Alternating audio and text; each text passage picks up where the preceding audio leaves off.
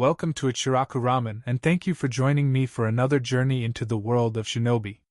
Before we begin, I want to give a huge thank you to everyone who listens, supports the channel, and enjoys these stories. Today's story is titled Child of Hate. What happens when the world's ultimate weapon decides he no longer wants to be controlled, he wants to rule? Betrayed by their own father and thrown to the snake, Naruto and his twin sister Naruko spent their childhood cowering in a cage deep within the hidden sound. In the darkest moments of Orochimaru's twisted experiments, they shared a single, beautiful dream: to escape and build a utopia, a kingdom hidden in the skies. But when the world violently takes Naruko away from him, Naruto's dream of peace shatters into a nightmare of vengeance. Broken, mutated, and pushed beyond the limits of human power, Naruto embraces the darkness they forced upon him. Ascending to godlike power, the Dark Emperor sets his sights on the ultimate goal: global domination, and the total destruction of the shinobi world that wronged his sister. They made him a monster. Now they will bow to a god. This is a fan-made story inspired by the world of Naruto. All characters in the original universe belong to their respective creators. This narration is created for entertainment purposes as part of a transformative storytelling experience. The story itself was written by Foy the Snooze Button, and full credit goes to the original author. If you would like to read the original version, the link to this story is included in the video description below.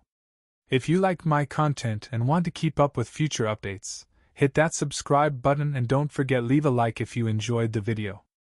It not only helps me but helps with YouTube algorithm. Now sit back, relax, and enjoy.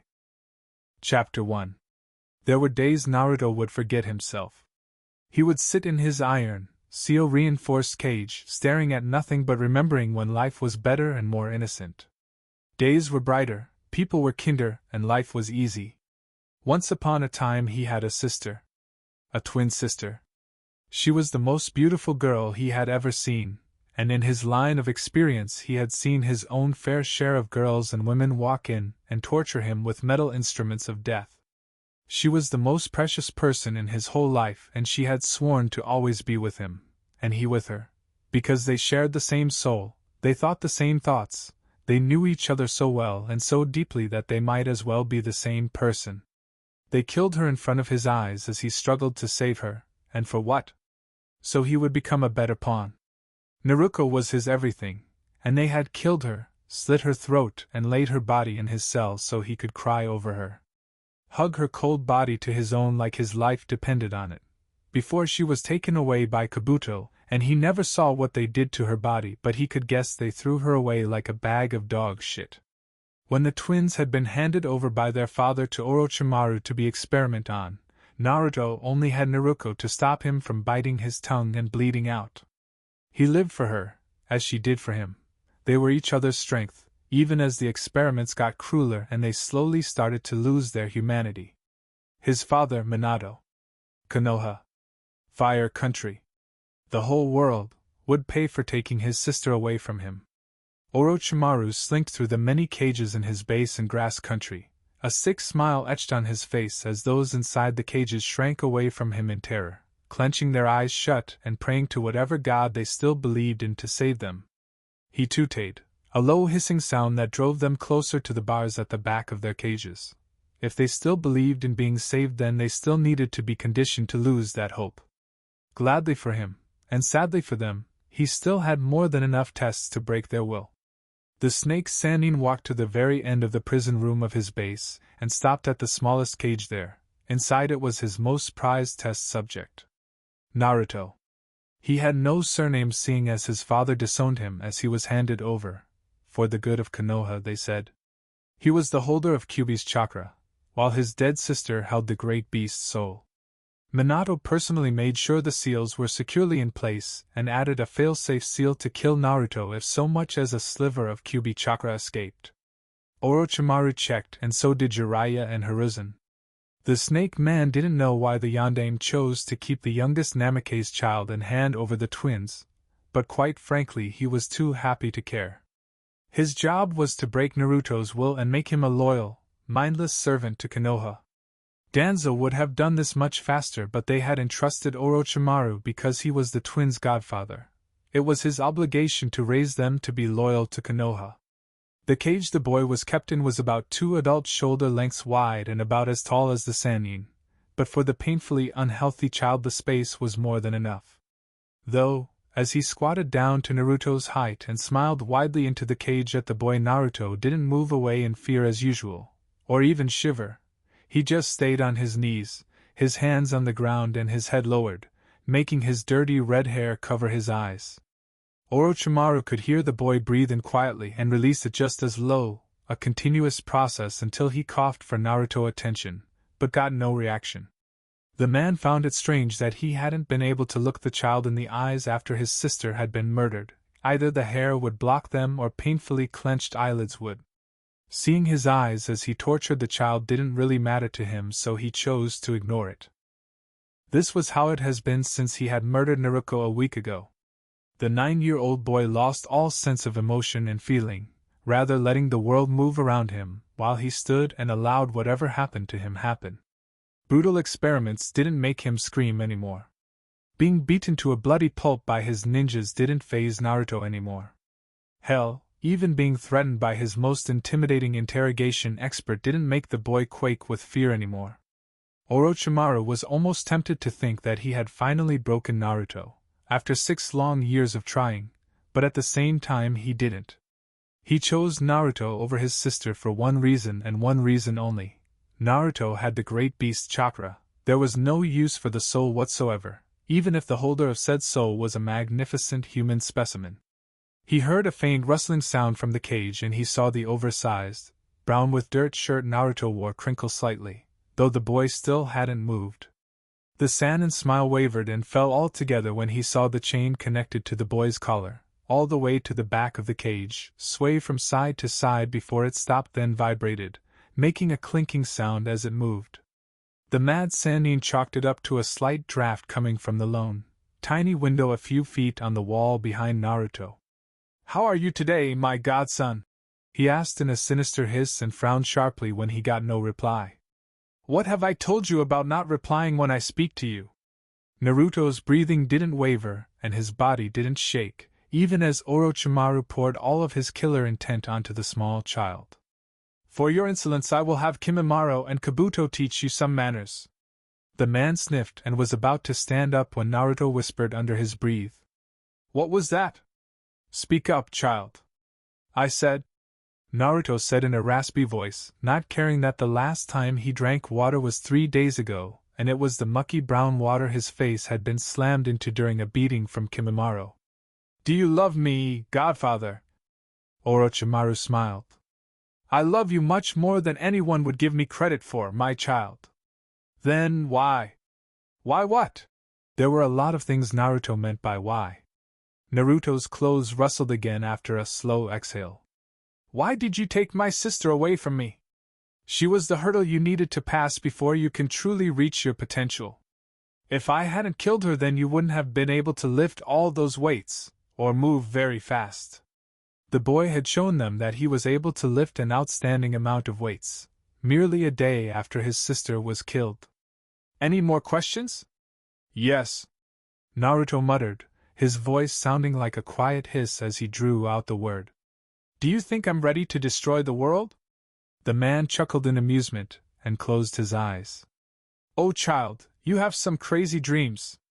I'm going to be frank with you, my godson." His face moved to the cell bars and he clasped 2 in his hands as he grinned evilly at the child he loved. "You will never be free long enough to even think that." "I see," the boy said. Suddenly the chains began spasming erratically and the boy still hadn't moved as his clothes rustled loudly, drawing the attention of the other slaves. "Universal pull." Orochimaru's head slammed into the bar, forehead cracking at the sturdiness of the CO-reinforced bars. Naruto muttered the Rinnegan jutsu again, in an eerily calm voice, and the snake man's bashed his head again, and again, more than 7 times, each one more bone-chilling than the last and cracking open his tormentor's head mercilessly, until the 8th time packed in enough strength to slip it through the bars. Even as Naruto stopped saying the words after the second try, his mind and his eyes still allowed him to use it without stop. Naruto's right hand lifted up, and he placed his hand on the head of the dazed Sannin. Soul Eater! He pulled his hand back, and as he did so a wispy white smoke flowed from the head of the struggling snake man. As the very last bits of it came out, Orochimaru stopped moving abruptly. Naruto looked at the palm of his hands where he held the soul of his godfather, his head still lowered enough to hide his eyes, before he squeezed tightly and the soul disintegrated into nothing. Naruto rose onto his feet in one smooth motion, quick enough to startle the others in their cells, and the bars of his cage creaked aside, making Orochimaru's dead body slump backwards and allowing him to step over it and move outside. The boy stood still after this, his hidden eyes on the cooling body of his tormentor, before he looked up and every other slave beheld the almighty eyes of the outcast. The Rinnegan. It was black with red concentric circles winding out from the small dot-like pupil. The eyes of a god.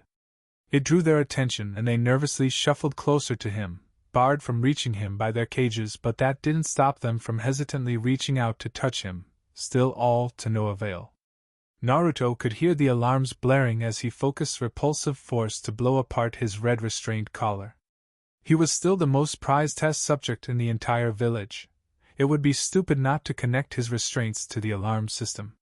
His eyes allowed him to sense the multiple chakra signatures pounding down the stairs and armed to the teeth, but he didn't care. He had activated his Rinnegan the night he spent the night with his sister's dead body.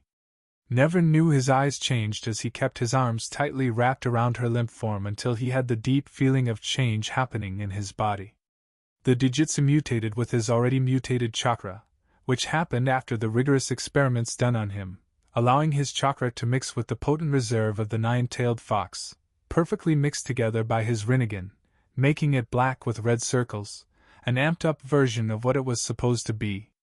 That was why he could use gravitational forces to bash Orochimaru's head against the bars without having the usual 5-second cooldown.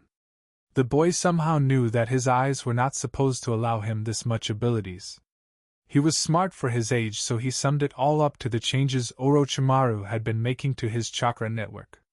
Naruto's eyes looked at each slave holed up in their cages, yearning to merely touch his feet and pleading for him to have mercy on their souls. As he felt the ninjas nearing the containment room, he said, "Who wants to follow me?" No one replied, and Naruto was about to begin his march forward. His intentions for the village were not good, until he was stopped by many screams coming from the slaves. "I will. My lord, I will follow. Take me. Master, please. Help us. Save us. Take us with you, my lord." Naruto raised his right hand for silence, and he felt his lips twitch upwards at their complete devotion, especially after witnessing him end their oppressor with no problem at all. He was their hope. Naruto began his march forward, to the door into the containment area, and every cage he passed creaked heavily, and the bars bent apart. His godly eyes pulsed with each bent bar, and the slaves slid out, timidly walking behind him and growing in numbers until the underground room that was easily as large as the forest of death was full of free people, all following the one that had set them free, adoration in their eyes and fear singing songs in their heart. Naruto didn't need to turn around to gauge their loyalty, and it made him pleased that his plans for world domination, after it had been purged of all he hated, was going so well. He already had a growing base of followers that would do anything for him.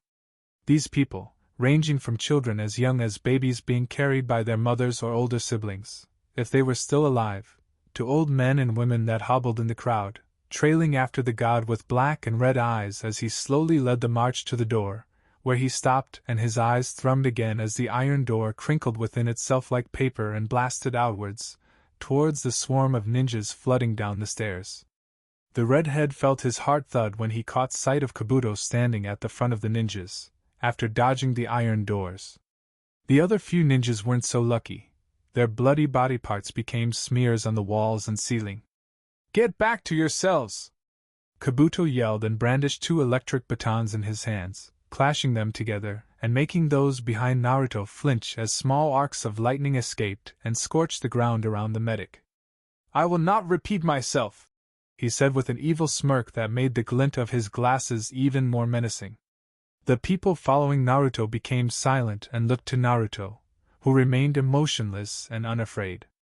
Their eyes widened, as well as those of the sound ninjas, when an unseen force ripped Kabuto's arms off and had the severed limbs float in the air before the shocked medic, still grasping the crackling batons. "Do you all want justice?" Naruto said in a low voice to those behind him, and there was a collective roar of voices and Naruto nodded curtly. "So be it." His eyes flashed and Kabuto's legs ripped off his body again, making the regenerating medic scream in pain as his limbs floated before his eyes, still twitching with movement. Naruto lifted up the body of the man with his Jujutsu ability, and casually threw his stumpy body behind him like yesterday's garbage. This left the armless, legless loyal ninja to Orochimaru at the mercy of those he tormented, for once in his life and also for the very last time, as all those around him, where Naruto had dumped his body, descended on him in a flurry of fists, feet, and curses. As Naruto allowed his followers to have their fill of revenge, he lifted his hands up and motioned around, making the arms with batons and legs dance around before the terrified shinobi. He recognized most of them. Those that laughed when he mourned his sister, those that jeered as he was frequently injected with chakra poison and subsequently healed before he could die, those that poked fun at him for being a rejected son of the Yondaime. He could recognize them. The pandemonium of activity behind him continued as he reached his hands forwards abruptly, grabbing hold of all the shinobi tasked to contain him and the others, and tore out their hearts, soaking the stone ground and drenching the walls in their blood as he dragged his arms back, elbows bent as he made the action of pulling. He began the procession again, and the satisfied people continued behind him, stepping on the motionless, dead body of the silver-haired medic. There was only so much his regeneration could save him from. They tried not to get fazed by the blood and gore around them, because they wholeheartedly wanted their god to smile upon them for their devotion. It would have been harder to proceed up the stairs with all the dead, blood-soaked bodies littered around, but Naruto mentally used his control over gravity to gather them up into a ball of bleeding flesh and hovered them before him, adding more and more shinobi to it as they surged down the stairs. The new Rinnegan holder emerged from the stairwell, and held his right hand above his head with the giant ball of body parts floating above it. Naruto closed his fist and the bones of each part fractured and broke, right before the very eyes of the stunned silent sound shinobi. The boy glared at them as he whispered, "Almighty, push!" And the bones shot out from the ball, as well as an energy field coming out from before him, and peppered each shinobi. That day, Naruto left the village hidden in the sound with a flood of followers, more than a few of them members of the Snake Man's village submitting to him without complaint, and even more slaves crawled out from the woodwork after Naruto had ordered those with him to free the others. The boy and his followers left the village devoid of all life, leaving the place a mere smoking crater in the ground and vanishing with more than 8,000 people without a trace, not to resurface for many years. Chapter 2. If Minato Namikaze, Yondaime Hokage of the village hidden in the leaves, was to say he had any regrets, it was not handing his twin children to Orochimaru sooner rather than trying to tolerate their existence up to when they were 3 before he gave them to the sadist. His friend had been regularly reporting that the runts had been making leaps and bounds in his care, even going as far as saying that Naruko, the holder of the soul of the nine-tailed fox, was able to bench press 300 pounds when she was 6, though Naruto was still being a disgrace to his blood by being a useless child. Orochimaru frequently said that he knew there was latent potential welled up deep in Naruto, even more than Naruko was showing, and that he would soon bring it out somehow. Orochimaru had even gone as far as saying that the boy would become high A rank when he was 10. Minato didn't really care what sort of living conditions his children were in, he just wanted Orochimaru to live up to his promise of making them worthwhile loyalists to Konoha. When he heard that Naruko had been killed and left to bleed out before her brother, he still didn't care. All that mattered was raising his youngest child, Minato, who was his only pride and joy as far as he knew. The child was born on the same day he had handed the twins to the Snake Man. After the whole Kyuubi attack, Kushina was never the same, going in and out of consciousness and in and out of sanity for 8 long years while Minato watched, helpless, as his beloved wife succumbed to madness due to having the kyuubi ripped out of her and barely surviving. It was why Minato hated the twins with his very being. Before the last Uzumaki princess could fall headfirst into her insanity, she made love with Minato for the last time, and that was enough to make Minato Jr. a carbon copy of his father in appearance, but with the fiery spirit, emotion, and drive of his mother. It broke his heart to see his dearly loved wife being forced into a straitjacket and left in a white padded room. He tried to visit her every week, but it always broke his heart to see that she didn't recognize him at all, though he could still see a small sliver in her eye when she saw him, but disappeared after a few short seconds. Some days he couldn't get the courage to see her anymore. It was funny, a man that had bested the current Raikage on multiple occasions, created 2 jutsu that were synonymous with death, was able to move at speeds that far surpassed human logic, and was known to be the strongest ninja on the planet till date, was afraid of seeing his wife. The man had stopped visiting her a year after she had been placed in the psychiatric ward of the hospital. Much like his wife, he didn't visit the twins, not even once. All he wanted was video proof of their progress and a handwritten letter from his friend Orochimaru on what was needed. Whether it was funds or resources, Minato would send them. The thing was that the weekly report the Snake Sannin stopped abruptly 7 years ago, and after a month of silence he sent Jiraiya to investigate, even if the Toad Sage hated the Snake Summoner with boiling passion. Jiraiya returned back, pale-faced and horror-struck, and said that there was no hidden sound anymore, just a smoking massive crater in the ground. It looked Kami had brought her foot down from heaven and ground her heel on the village, destroying all life on it in one fell swoop. Minato wasn't sure what to think about the news, but decided that it was good, seeing as this confirmed the death of his son, Naruto. It was a waste of years of effort and resources on the boy, but it was also this same boy that had driven sanity away from his wife, alongside the help of his twin sister. Death was a blessing for Naruto, was what Minato thought, before he discarded sound, and even Orochimaru, from his memory. Though he did give the Snake Sannin a befitting burial and a place on the wall of fallen ninjas. His former teacher, Jiraiya, insisted that he wanted to find out what had happened, and the Yondaime allowed the investigation. As long as it didn't bother how Konoha ran, he was fine with it. Then another phenomenon occurred. A massive chunk of land, spanning many miles wide and deep, was simply scraped off the earth and disappeared. This happened a year after sound was crushed. 7 years?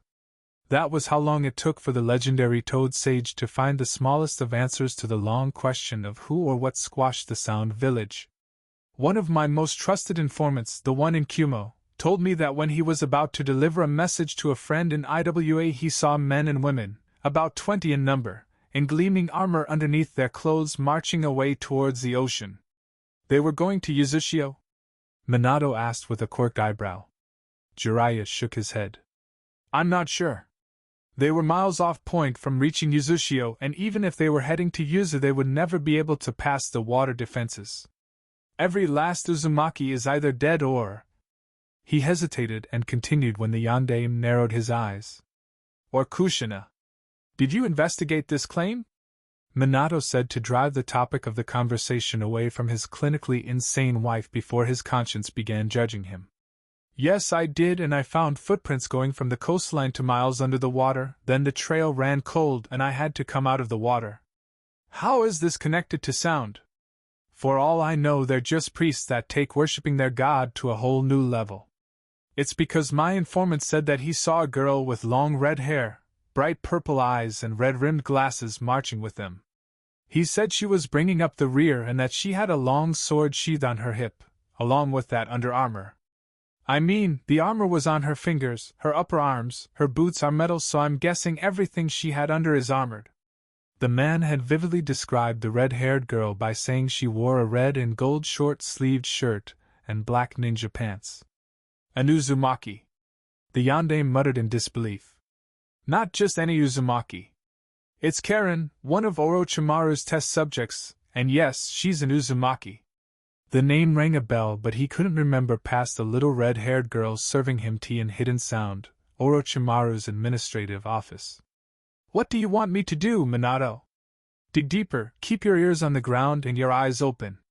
If you so much as hear a rumor of these armored men, then I want you to follow it up to the very last word. Off the shores of Kumogakure. 3 miles west of Yuzushiogakure. Hundreds of miles in the sky. A kingdom cannot be built in a single day, or even a single year. This was especially so if the kingdom was built in the sky, on a bed of clouds, air, heavy fuinjutsu seals and motors. Naruto covered his mouth to stifle a small yawn that wanted to escape his lips as he slowly stomped down the red-carpeted hallway of his magnificent palace. The redhead, now a 16-year-old, was in a short-sleeved red and gold shirt with black pants. Under his shirt was black armor that contrasted his red shirt but at the same time didn't slow him down. The boy clenched his segmented armored fingers and ran it through his shaggy, but clean, red hair, and idly nodded to the deep bow of the guards standing outside his throne room. He walked in and was immediately met with an ageless woman with fiery red hair and eyes, with a heart-shaped face and a kind smile as she bent her knees in greeting to her master. Naruto regarded her briefly with his red-ringed eyes before he proceeded to his glorious throne, made out of precious metals that sparkled and lit up the entire, extremely wide throne room. The art and decor of the room was magnificent, depicting creatures of myths and poses, but this didn't stop eyes from staying on the throne. The teen took his seat on the throne and reclined to the side, swinging his right leg over the armrest, and slouching with his head perched on his left palm as the woman walked up to his left side and leaned down to speak to him. She was in a long black dress that could easily pass off as a ball gown, but with the white apron over her torso and the dainty sandals on her feet, that is, if one could get a glimpse at her feet, one would see dainty black sandals. The wrists of her dress frilled out slightly, stylishly, and from her straight, almost even rigid, posture it was obvious she was the combat maid that doubled up as the head of the palace workers. Her small black painted lips smiled at her master, and she closed her eyes as she spoke to Naruto, who listened as red, gold and black clothed with platinum under-armored soldiers, dressed similarly to him with their armor under their clothes but with forehead protectors having the kanji for sky on them and red armbands on their left upper arms with their divisions clearly written on it. The spacious room allowed them in and they increased to 10, while still leaving a lot of room for more, but the doors were closed by the guards there. Good news, my lord, our spies in Fire Country have sent word back that they have placed themselves in minor positions of authority. Her eyes flicked to the soldiers as they all stood in a row before the throne and fell onto their knees before Naruto, their eyes to the ground and their heads inclined. A few of them are among the Fire Daimyo's close confidants. That is good news. Naruto hummed and the woman bobbed her head in agreement. Would it be possible to take the throne? Yes, my lord. Then tell them to begin preparations. But I want Fire Country, specifically Konoha, to be the last place I take over. I want them to see their defeat coming. She pointed at a man, a samurai with his weapon placed before him as a sign of subservience to Naruto, and she jerked her head to the door. I trust you will ensure they do it discreetly. Of course, my lord. He got to his feet, saluted with his sword across his chest to Naruto, and hurried out. Your forces are ready for global domination, my lord Naruto. Here his eyes brightened but he didn't change position. Is that so? Yes, sir. The heads of each combat-related division in the kingdom have reported that, by normal shinobi equivalent, the least of their forces is special jounin rank. Then we begin our plans as soon as possible, Shinikora. He sat up and the woman dropped to her knees and hung on to his every word as he said to the warriors in the room. Introduce yourselves. Your name and division. His Rinnegan didn't allow him the pleasure of forgetting information, but with all the excitement that was about to happen he wanted them to remind him of all he had been able to do for the kingdom by saying their divisions they headed. He motioned from right to left, and the first person on the right spoke. Nirvana Kurgaku. Invention Division, she said with a wide, possibly crazed, grin and a crisp salute.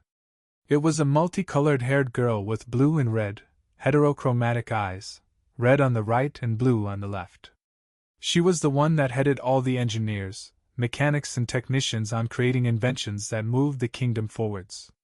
They were even the ones that made the motors that kept the entire kingdom floating in the sky and the security systems that ensure no outsider knew or were able of gaining entry. "I am forever at your service, my lord," she said with her eyes lowered. A bald 6-foot-tall, heavily muscled man was next. Hamato Toshi. Intelligence and Interrogation Division. He was among the few people that had managed to survive 20 years of continuous torture from the snake Sannin, and this endurance had taught him the best ways of getting information out of any living being. He commanded a division that could retrieve information from even the tightest-lipped, most loyal person, and there was very little information he couldn't gather. His division shared the intelligence responsibility with the scout division. "I am at your service, King Naruto," he said in his gruff voice. Karen Uzumaki. Medical Division. The redhead bowed deeply to her lord with a sweet smile on her face. She had been hiding in an underground lab and sound when over a dozen former slaves marched in and easily overpowered her. They brought her to Naruto and he was about to kill her without batting an eyelid but stopped when she swore her undying loyalty to him, after watching him crush Yugo, Sakan, Yukon and Kimimaro into bloody paste. It was obvious to the boy that she was in love with the power he held, and he chose to keep her alive until she turned against him. "My life is yours, my king," she trilled. Mora. Hunter Ninja Division. This was a deeply tanned man in an eggshell white hunter ninja mask with red markings that looked like slashes across the surface and the painted kanji of the kingdom on his forehead. He headed the division, or department, that ventured outside the kingdom and collected bounties so as to increase the wealth of the kingdom. He worked hand in hand with his twin sister, who was the head of the Scout and Retrieval Division. "I am eternally grateful for your mercy, my king." Nora. Scout and Retrieval Division. The twin of the hunter ninja head looked identical to him besides the mask she wore, which was coal black and had white slashes on the surface. Naruto knew how they looked underneath the mask, but they hid their faces out of shame for having them destroyed by Orochimaru's experiments. The Lord didn't question it, merely allowed them their freedom, and in return they gave him their unrelenting loyalty. "I am eternally grateful for your kindness, my master." Yuakuso. Infiltration and Espionage Division. The man had blazing white hair that was tied up in a ponytail. He had kind black eyes and a friendly smile for his imperial king as he bowed smoothly after introducing himself. The white-haired head of spies was the one that deployed those to infiltrate and gain the trust of the people in countries and villages all over the continent, all for his lord. "I swear my life to you, King Naruto." Magi Harai Gamatomo. Fuinjutsu Division. The mint-haired girl that spoke timidly was just barely 15 years old. A prodigy in the art of seals, Naruto saw her potential as far back as when he had liberated her from her cage. She stood out among those that chose to study Fuinjutsu because she was the youngest, 8 years old, and the most vocal of her love for seals. She was especially dedicated to Naruto and his ambitions and had since been pumping out seals from her division to fortify the kingdom. Along with her forehead protector, under armor, and the armband, she also had on a bright green backpack with pictures of unicorns and rainbows dancing on it. "My soul is yours, sir." Satoshi Todoroki. Rescue and Support Division. He had frizzy blonde hair, making it look like he had been electrocuted, and calm teal green eyes. His weapon, a bow staff, was securely slung on his back as he bent his knees in greeting to his lord. Another of his division's responsibilities was internal security, therefore the police fell under his command. "At your service, Master Naruto." Indra Watashi.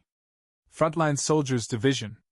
This man had dull eyes and limp black hair that flopped as he bowed deeply to Naruto, who looked at him and nodded back as he did with the others so far. On his back was a large zanbato that, even from a distance, people would recognize as the Kubikaribaku, the deadly head-cleaver sword of the 7 Swords of the Mist. Naruto had given him the blade after a particular scouting mission to wave with the masked twins. He initially went to wave to see if he could catch a quick glimpse of the Konoha shinobi before they returned back home, to better gauge their strength up close because Kakashi of the Sharingan was there, a high-rank shinobi. "I am humbled to be in your presence, sir." The men and women before him were physical manifestations of Naruto's efforts. They had been the ones to stay closest to Naruto at the very beginning and help sort the thousands of people that depended on him because by himself he couldn't administer to them alone. The scrolls and documents he had acquired from Orochimaru's village were what he had them study, after they picked the areas they wished to specialize in. Like every person on the Flying Kingdom, they were willing to die for him. That thought made Naruto smile. A small upward curve of his lips, but it was still enough to make them glow with pride and puff out their chests. The absolute control he had over them never ceased to astound him. Since we are closest to Lightning Country at the moment, and since it is on the very edge of the continent, we will begin there right away. Yes, Lord Naruto. I want our spies to begin executing key officials in the Lightning Country capital and the Hunter Ninja Division to take care of the shinobi forces that are stationed on outposts bordering Kumo. There will be no mercy whatsoever. Am I understood? Yes, Lord Naruto. I will personally oversee the takeover. Even if it takes months, I want the world to come under my sole rule. He looked at Magi, the head of the Fuinjutsu division. Have you finished administering the flight seals? The girl tilted her head down as she replied, a small stutter in her voice. Yes, sir.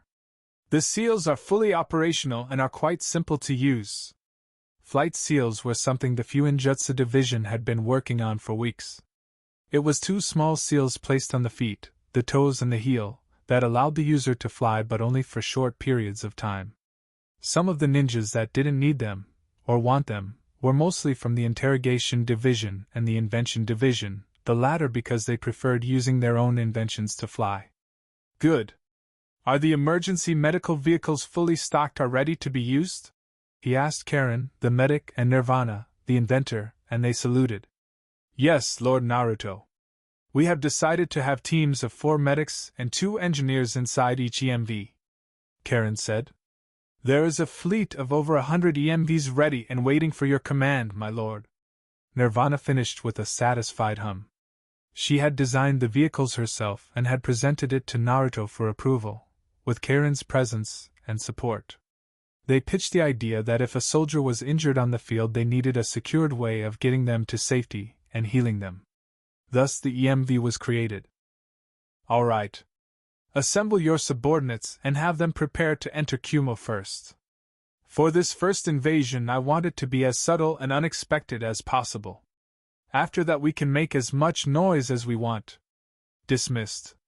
The soldiers marched out of the throne, leaving Naruto with his personal maid. The teen tapped his iron-armored fingers on his comfortable throne, in deep thought. I've decided to join in the infiltration. The red-haired maid's eyebrows shot up in surprise. Are you sure, my lord? I'm certain that your forces are perfectly capable of handling the other shinobi with ease. Naruto nodded in agreement. I know that. I have seen their training regimen and compared it to that of the major 5 hidden villages. It is considerably harder.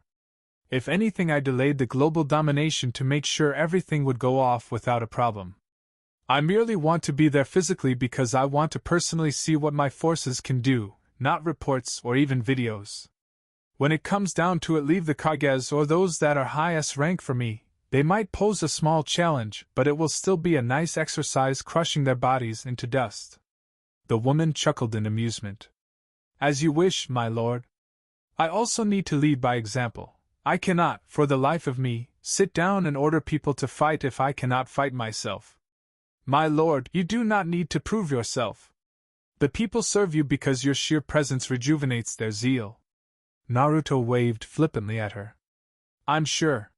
He got to his feet and both proceeded to the main doors, which led outside the great palace.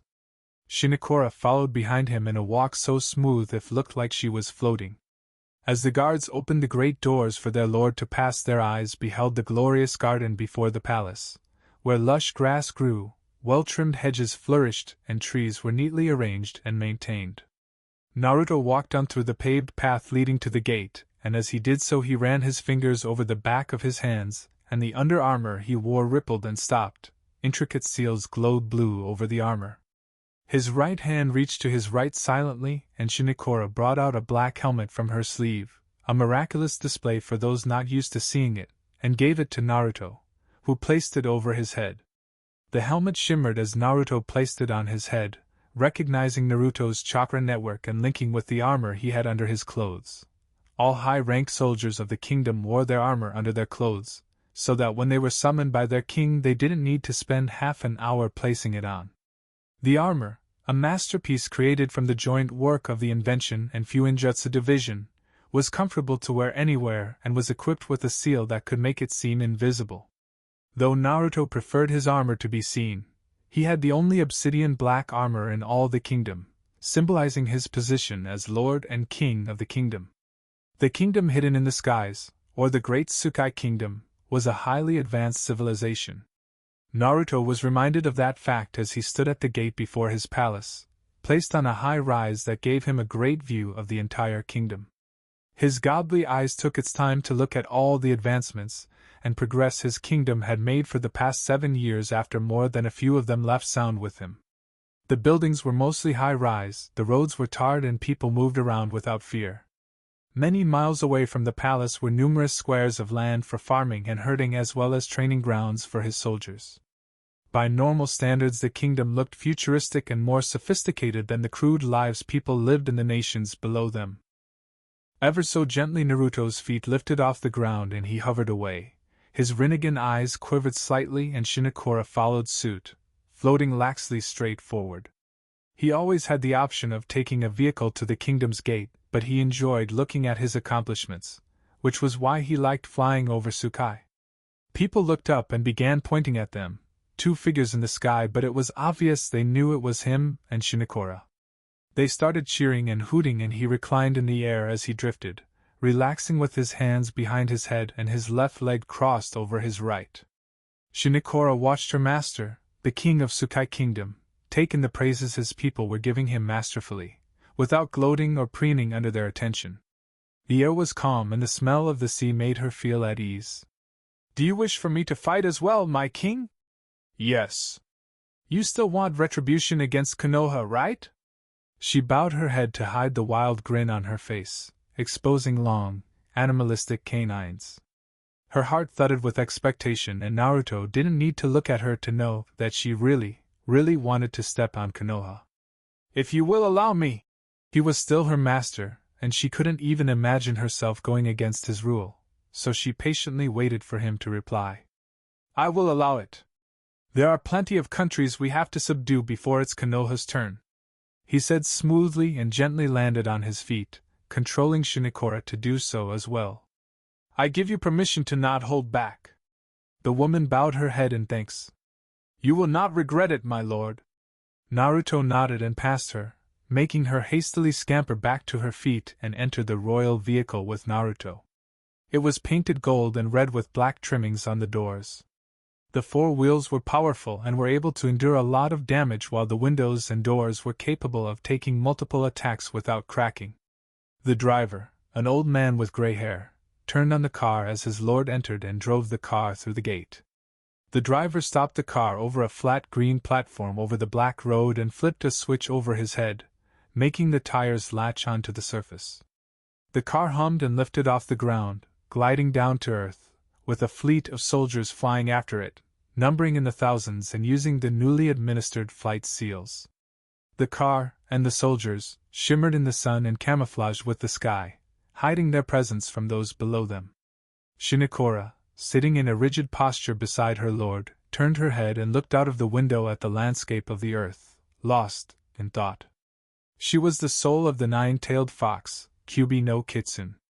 Naruto, after many months of deep meditation, had brought her soul back from the Shinigami's grasp and placed it in a body of his own creation.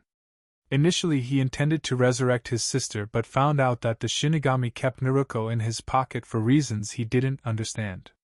The Rinnegan made him aware that with the ability to remove souls from people's bodies he could also drag souls back from the dead and place them into bodies, but only once a year. When he was not able to reach his sister he pulled out the 9-tailed fox, and the death god allowed him to take her. The body he prepared for her was from a grass kunoichi that had attempted to attack his budding kingdom during the days they were still on the ground. The change in hair, eye color, physique, chakra, and general appearance came about as he forced the soul of the fox into the human body, after making sure that the grass ninja's soul had vacated it, and that the body was well fortified to accept the soul of a tailed beast. The demon chakra Naruto had in him couldn't return to her, not while he was still alive, but in spite of that she was still a force to be reckoned with. When she had been revived, she made a blood oath to serve his lineage as gratitude for bringing her back. The Rinnegan king still vowed to bring his sister back one day, but he still needed to figure out how to pry Naruko out of the grip of the death god. The car trembled a little as it touched down, and she got out of the car with Naruto. The ninjas dropped down around them, more than enough to make it look like a sea of humanity standing on the sea and waiting for his command. The Lord of Tsukai narrowed his Rinnegan eyes from under his helmet and turned to Kumogakure, the hidden village in lightning country that bordered the sea. "Let's go." And their forms, from Naruto and Shinikora, to the very last soldier standing at attention out on the sea, flickered out of sight as their armor hid them from view. Info Guide. The Tsukai Kingdom. Name: the Tsukai Kingdom, or the Kingdom Hidden in the Sky. Ruler: King Naruto. Size: approximately 5 million square kilometers and growing. Geography: the kingdom can be regarded as a flying, almost sentient island, so basically an island kingdom. 60% of the kingdom is highly developed with tall buildings and mechanical vehicles used for transportation, while the other percent of the kingdom is made up of lush vegetation, like forests, groves, glades, grasslands, streams, rivers, lakes, and even a waterfall. The seals placed on the earth are to perfectly replicate the earth in tune with the increase in population, making it seem like the kingdom is alive. Population: approximately 100,000 people. Military force: the military is divided into 10 departments that are headed by 10 platinum rank soldiers, all of whom are under the direct command of the king. The ranking system is split into 6 ranks: copper, bronze, silver, gold, platinum, and obsidian. The latter rank is reserved only for the king. The silver to platinum ranks wear their armor underneath their red and gold shirts and black pants, while the bronze and copper wear shoulder pads, forearm protectors, and shin guards. Each soldier wears the different colored forehead protector of their division. There are about 46,000 soldiers in the army and counting. Civilian division: this division was created by the king to look into the needs and wants of the civilian populace to better share out his attention without straining himself. There are admittedly more departments in the civilian division than its military counterpart because of the large number of civilians on the flying island, but this does not lessen their efficiency in administering in the king's stead. The overall head of the division report the happenings straight to Naruto every week. The deputy heads of each department report to the head of the division. Power is clearly decentralized in the kingdom with the recent growth in the population and the activities ventured by the kingdom, with the king the undisputed top of the hierarchy, his chief moles, who are those who are citizens of a major village but serve him. So far their identities are unknown by most besides the division heads, the king's combat maid and the king, a close second along with his personal combat maid, Shinikora, and his division heads. All of who share the second-tier rank, directly under the king. From their limited power is shared downwards, still connected back to the king. Chapter 3. For the Raikage, the day started like any other day. He woke up, got out of bed, got decent enough to leave his house and go to the office for another day of monotonous paperwork and agreement deals with both obscure and suspicious villages and countries. At exactly 8 in the morning his lively built, silver-haired secretary waltzed in, dropped a stack of paper for him to deal with, and left wordlessly. Recently she had been mad at him that he was having talks with the Wagakure, a village she detested with her whole being for reasons he didn't wish to share with her Kage. She had assured him it wasn't important, so he shrugged it off. After she had left, another Jounin entered his office to report on the current state of his ninjas on missions outside of Kumo and Lightning Country. He had expected the man to say the usual. They all reported back that they were fine, but was mildly alarmed when the other ninja informed him that the radios were offline. That meant they couldn't get information from those in the field and they couldn't get information out. It was a very urgent development, and A conveyed that by yelling for the ninja to have it fixed immediately before he went back to skimming through paper. It was a change, but a bad change. The communication system for any village, hidden or not, was its beating heart. The leader's office was the brain. The heart of the village was connected with the hearts of other villages it was allied to, and if that heart was in danger, and it was not able to beat, then it wouldn't be able to convey their distress to other villages. It basically left them alone in the world, like an island. Not even the outpost station around the village could communicate back to home base or even to each other. At that very moment, at the Information and Communications Center for Kumogakure, the computer engineer called to fix the system scratched his head in thought as he stared straight at the damaged system. It was clear that 3 to 4 sword strokes had slashed apart the main servers, and that was what brought down the other chain servers connected to it. He shook his head sadly, and the head of communications hovering over his shoulder raised an eyebrow. "Is there a problem? Don't you have eyes, idiot? This thing is totally damaged." The head scoffed and rolled his eyes. "Of course I can see that. I mean, can you get it fixed? That's what you're paying me for," was the sharp reply as he shone his flashlight at the server box. Located in a metal box at the very center of the room, with smaller servers situated on the edges of the room and chairs placed before them for people to sit on and remain in constant communication with those outside. "But it'll take me at least 6 hours to replace everything and connect those other boxes back to it," he said as he pointed his light to the other dead servers. "Well, get to it already." Hi, don't rush me," the man said as he put his flashlight in his mouth and rummaged through his toolbox, bringing out a screwdriver and beginning to unscrew the bolts holding the server in place. He furrowed his eyebrows and glanced over his shoulder as his hands busily worked. "Hey, what's wrong with the electricity?" The whole one-story building was in pitch blackness, making him wonder why it had happened. He was sure that as he entered there was light. "Are you just noticing? I wasn't exactly idle, you know." The engineer shot back as he made exaggerated movements of unscrewing a screw. The head of the center allowed the sharp-tongued reply to roll off his shoulders. "It's been on the fritz since sunrise. I'm not sure why, but we think some idiot used a lightning jutsu in the electrical room."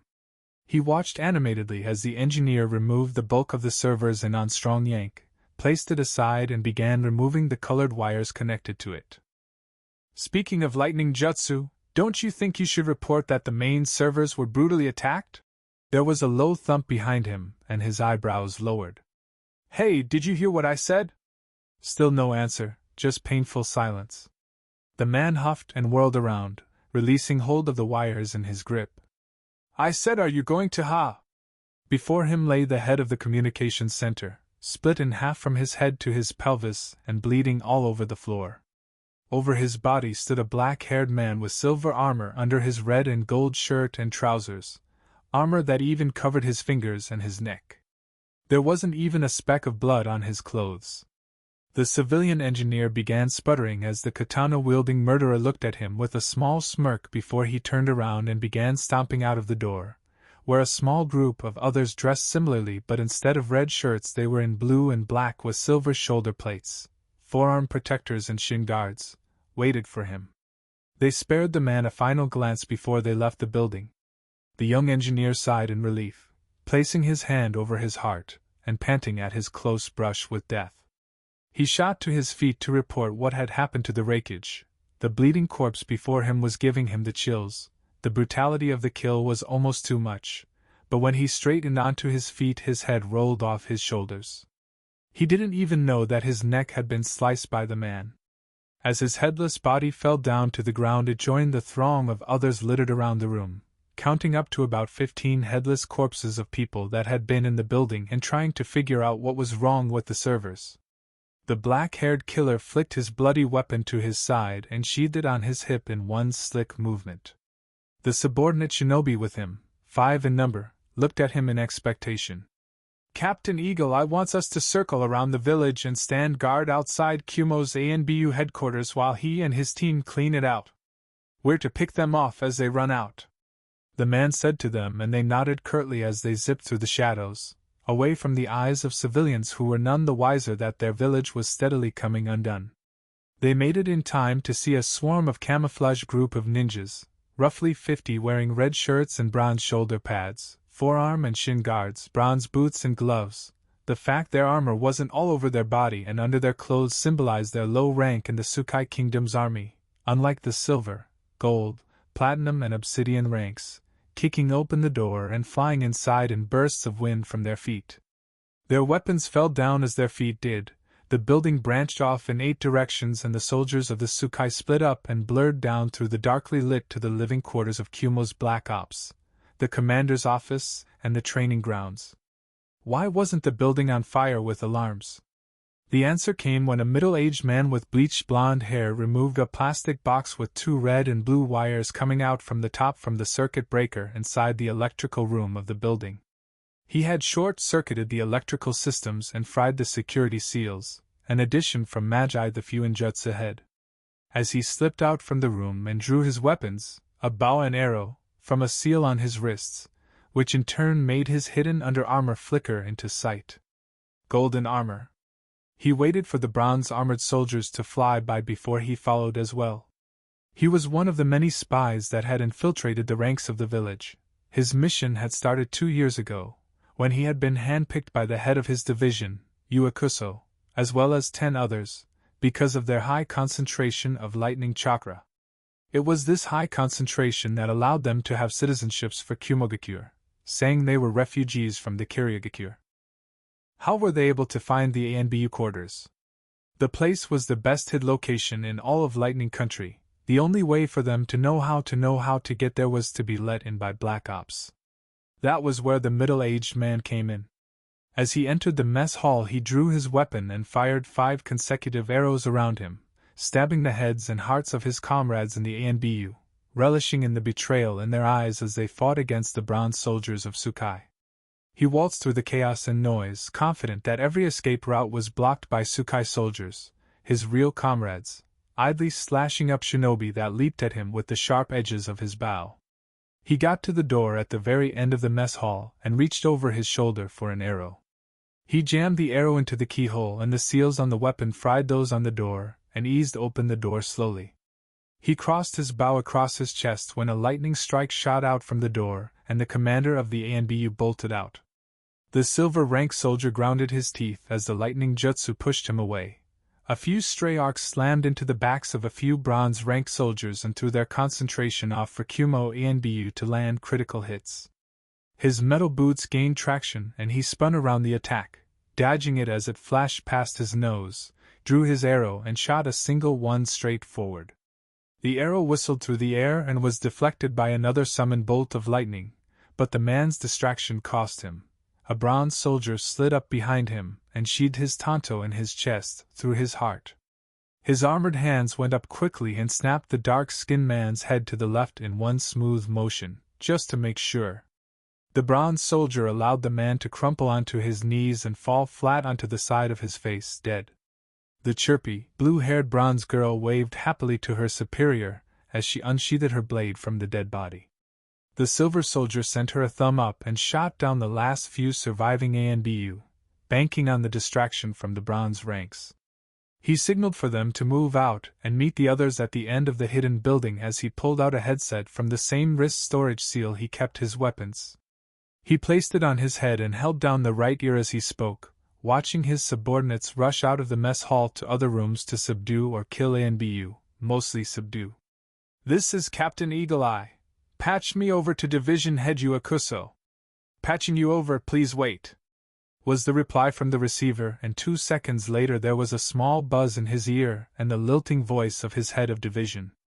Yu was currently sitting in the Raikage secretary's chair, his feet placed on her desk and reading a magazine. "I'm listening, Eagle Eye," he hummed as he licked his finger and flicked the page. The quivering woman kneeling before her former desk blubbered please silently, as she felt the sharp edge of a blade on the side of her neck. Yu ignored her as he partly paid attention to his deputy head of division. "Requesting to lend help to Hunter Ninja Division outside Kumo." Eagle Eye began stalking forward, stepping over the dead bodies of Kumo ANBU as he did so. "Can I ask why?" Yu said as he raised his hand for the silver rank about to kill. The secretary raised his weapon to cut off her head, making him pause. The platinum-rank soldier cocked his head to the dark-skinned civilian woman and placed a finger on his lips to tell her to keep quiet. She clenched her eyes shut tightly and clasped her hands together, silently pleading for mercy. We are just about done in the ANBU headquarters. You have my permission, but make sure you don't interfere with the hunters, you know how much they hate that. Noted. Eagle eye out. The older man said as he walked out from the back door of the quarters. Before him were about 4 dozen ANBU operative on their knees and at the mercy of the Sukai soldiers. His orders weren't to have all of them executed but subdued, and their numbers seemed fairly sufficient, so the silver rank ordered half of those present, 50 or so, to move to the outposts bordering Kumo and the others to wait for a squad from the scouting and retrieval division to arrive and contain the submissive shinobi. They were to meet the others chasing fleeing Kumo ninjas when that happened. The king had a list of villages he intended to drastically reduce the number of the shinobi force to quell any thoughts or plans for a revolt any time soon. Kumo was on that list. Meanwhile, Yu sharply got to his feet and fell on his knees as Naruto walked up the stairs, Shinikora right behind him in her rigid posture and her serene smile. The Rinnegan king looked at Yu, then to the cowering civilian that had been forced on her hands and knees at Naruto's appearance by the silver rank holding the blade to her neck. There were 20 golden ranks lined on the walls in the secretary's office, just behind the door to the kage, and they too fell on one knee and placed their right hands over their hearts, a sign of subservience to their leader. Naruto's lips quirked up and he waved for the silver rank to move aside as he stared down at the petrified woman, who looked up at him with an erratically beating heart. What is your name? Naruto said in a low voice, and the silver-haired woman gulped deeply. Mamabui, sir. She correctly gauged that since the platinum under-armored man, who commanded the golden-armored people around them, readily fell onto his knees when Naruto arrived, he was the supreme leader of all the invaders. She was the Raikage's personal secretary, that gave her the privilege, or bad luck, of seeing various things others wouldn't normally see, and on multiple occasions her life had been in mortal danger. But this situation was different. She didn't even hear any scream from the village or struggle. The armored soldiers merely marched into the room and got her onto her knees. She knew the look in their eyes. They had no problem killing a defenseless civilian woman whatsoever, as long as it made their ultimate master happy. Mabui, I have a question, Naruto asked slowly as he squatted down to her, his red-ringed eyes glowing with amusement when she tried to shuffle away but was stopped when Shinikora grabbed the back of her neck to keep her in place. Mabui swallowed thickly and whispered, Yes, sir. Are you scared? Naruto said to her, and he added with a flash of his terrifying Rinnegan eyes. And don't lie to me. Why, yes, sir. I'm scared. Naruto stood up and motioned for his personal maid to release Mabui. Good. You should be very scared of my men. He smiled coolly with his Rinnegan eyes closed. And of me. I have a lot of things planned for you, Mabui, but for now we have to part. Run along. He nodded behind him to the door, and Mabui wasted no time hurtling out of it, only to stop when she saw all the staff in the Raikage's office on the knees and their shoulders lowered. Silver ranks patrolled around them with their weapons drawn. One caught sight of her and ordered her to get onto her knees. My lord Naruto, you, the head of the Infiltration and Espionage Division, said to get the attention of his master. Naruto hummed in reply and looked at him. Should we kill them all? No, we want the world to submit to Sukai and to me. Killing them all and leaving the world empty would negate that plan. Naruto wanted the whole world, all the nations in it, and every living creature that had sense to be under his grasp. He didn't want to have any direct control over them, just their submission to his imperial rule. He had already planned what he would do after taking over the world, a global fighting tournament between nations. The winning nation would have his favor for the time being. When he got bored with that, he already had another plan. Understood, sir. Shinikora moved aside as Naruto walked to the door of the Raikage, who still wasn't aware that his village had been successfully taken over. Naruto raised his left hand and dragged it back, ripping the door right off its hinges in one clean motion and throwing it away for it to slam onto the ground, safely away from his soldiers. A got onto his feet in alarm, glaring hotly at the perpetrator, a 6-foot-tall teen with crimson red hair and black eyes with red concentric circles going from the dot pupil outwards. The boy was in a deep red shirt with the kanji for Sky King on it, with obsidian black armor under his clothes, even his fingers and metal boots on his feet. His eyes lifted up over the teen's shoulder to see dozens of similarly dressed, but gold under-armored men and women, standing at attention behind him with a royal maid directly behind Naruto and a man with platinum under-armor, who gave him a hidden smile as he looked at them. This observation happened in 2 seconds. "Who the hell are you?" the man roared as lightning crackled over his body. He clenched his gauntlets as this happened and his white hair frizzed up. "My name is King Naruto and I am the ruler of the Tsukai Kingdom." The Tsukai Kingdom. Why haven't I heard of that place before? The Raikage thought, but refused to let his full attention waver from the obviously dangerous teen before him, who stood with his arms crossed and shoulders relaxed. "How dare you attack me? In my own home? I would have thought you would notice, but my people have completely subdued this village with little to no problem. I expected a bigger struggle, if I'm going to be honest," Naruto said with a small disappointed sigh. A growl madly as lightning arced of his body in burning waves, scorching his desk and the walls around him, but the boy didn't even seem fazed, rather he looked bored. "You will pay with your life." The Kage shot a bolt of lightning at Naruto that was so hot that it glowed deep purple. A transparent barrier covered Naruto from the fatal attack, and his Rinnegan pulsed in enjoyment as he began draining the Kage's chakra with the Rinnegan ability. It was too late for the man to cut the attack off when he noticed the repercussions. Naruto kept on siphoning out the lightning Kage's chakra, watching with glee as he fell onto his knees when his chakra became too low. Naruto stopped and cocked his head to the side, intrigued when he saw the tired Kage pan heavily, dragging himself back to his feet and holding his fist up in a fighting style. "Interesting. You clearly don't know when you are outmatched," Naruto commented. "Outmatched? What's that mean?" said as he shook the sleep out of his eyes. He was severely low on chakra. Naruto snorted, a small laugh that made the warriors stationed behind him chuckle under their breath with him. "You are resilient, I admire that, but you see, if your people see that, it will give them hope. I can't have that." A great force closed around the Kage's neck and lifted him off his feet.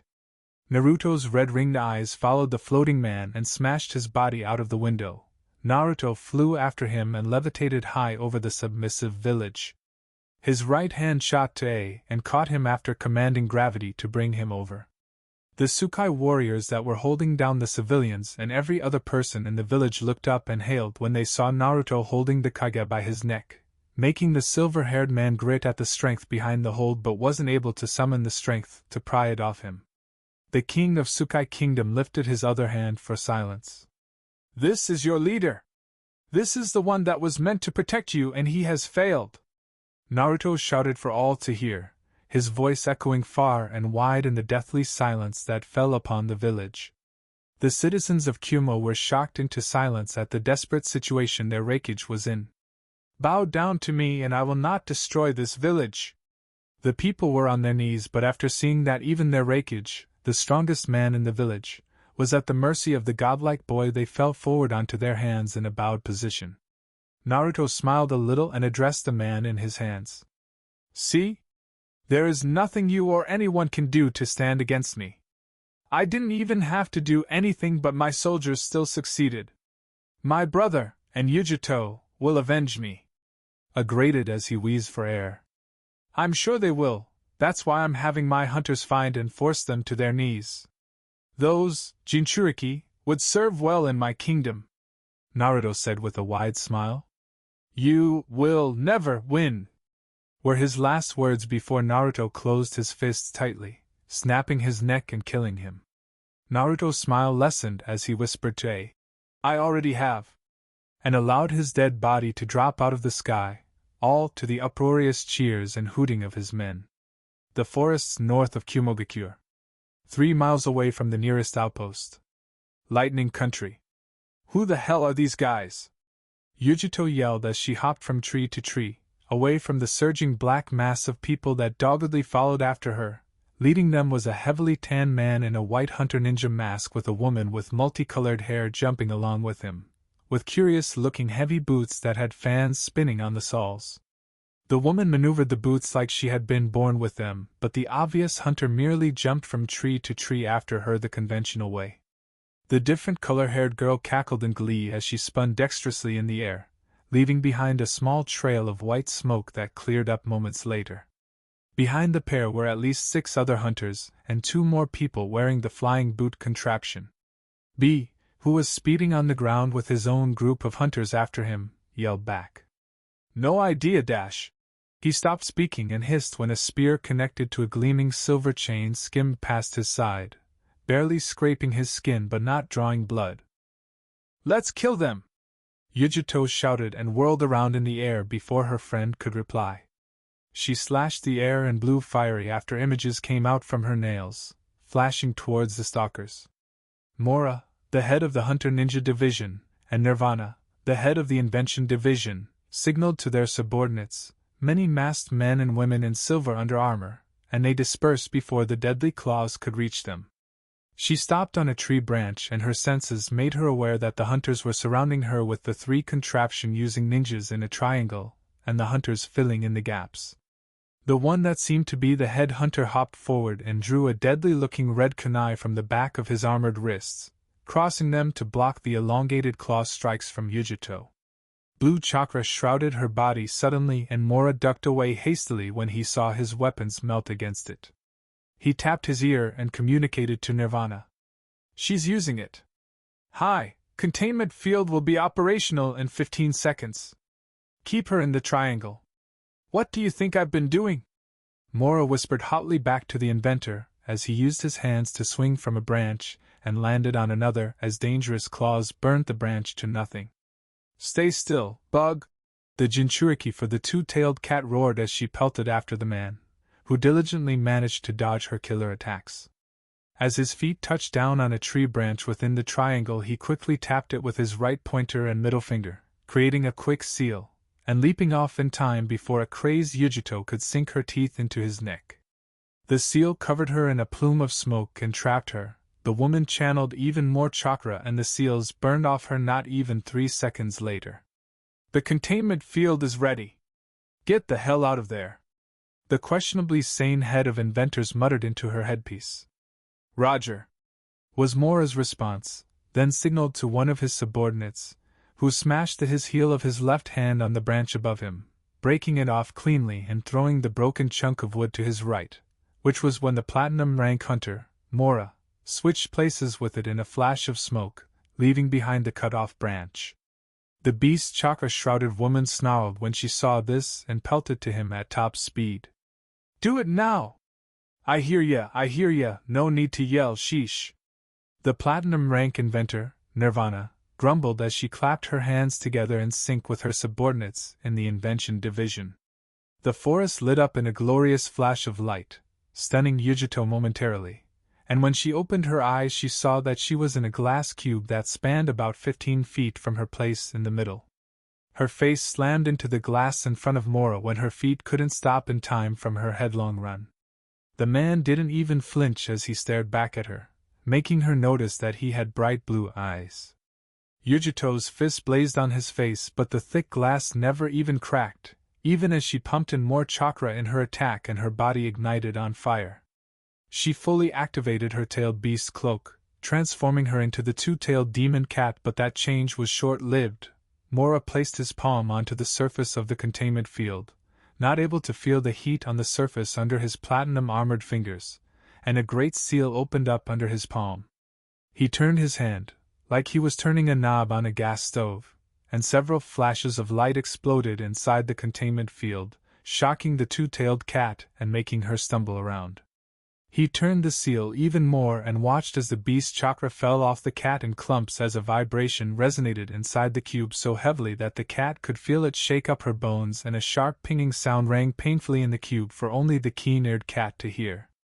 The deadly chakra was then absorbed into the cube as quickly as possible, until Yujito was left on her side in the very center, unconscious. "Works like a charm. Well done, Nirvana," Mora said to his headpiece, and the inventor chuckled bashfully in appreciation. "Let's push this containment field down to size and call a retrieval squad to take her back to Tsukai." "Hi! Nirvana answered and began pushing from her side on the glass surface with the other hunters and inventors, and the cube began shrinking. The shoulder-length multicolor-haired woman spared her right hand to press against her receiver as she said, "How is it going down there, Gore?" Gore was the deputy head of the Hunter Ninja Division, a short red-masked man that used a mighty war hammer as his chosen weapon. He was wild and vicious by nature. It was understandable that he had gotten it from years of being on the receiving end of mass beatings from dozens of sound shinobi. Naruto named him Gore after being an audience to a particular mission to Kiri to gather information like the one to Wave. Gore tore through any and every living creature before him, besides his comrades, with the ferocity of a feral lion. Most weren't aware, but under Gore's mask was a large, needle-teeth-filled mouth, no nose and no eyes. He was among the group of people that had been mercilessly tortured and experimented on, like Naruto and the head of intelligence and interrogation, Hamato Toshi. Among many others. Gore licked his lips and said, "He's down for the count." He tapped the glass box that held the knocked-out Eight-Tails holder, wishing he could just enter inside and rip the man's arms off. He only held his urges because his lord, Naruto, would frown on that action. That was akin to death for Gore. He had put up a valiant fight, making use of as many skills in his arsenal, but it could only last so long with the evasive tactics the hunters chasing him used and the brutal forwardness of Gore, forced to either dodge the hammer strikes or else it would have crushed his head.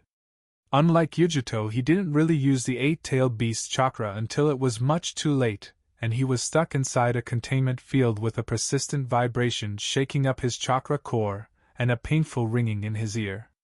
The hunters and inventors that were outside the field pushed hard on the glass surface, and the size lessened till the cube was just about 6 feet wide.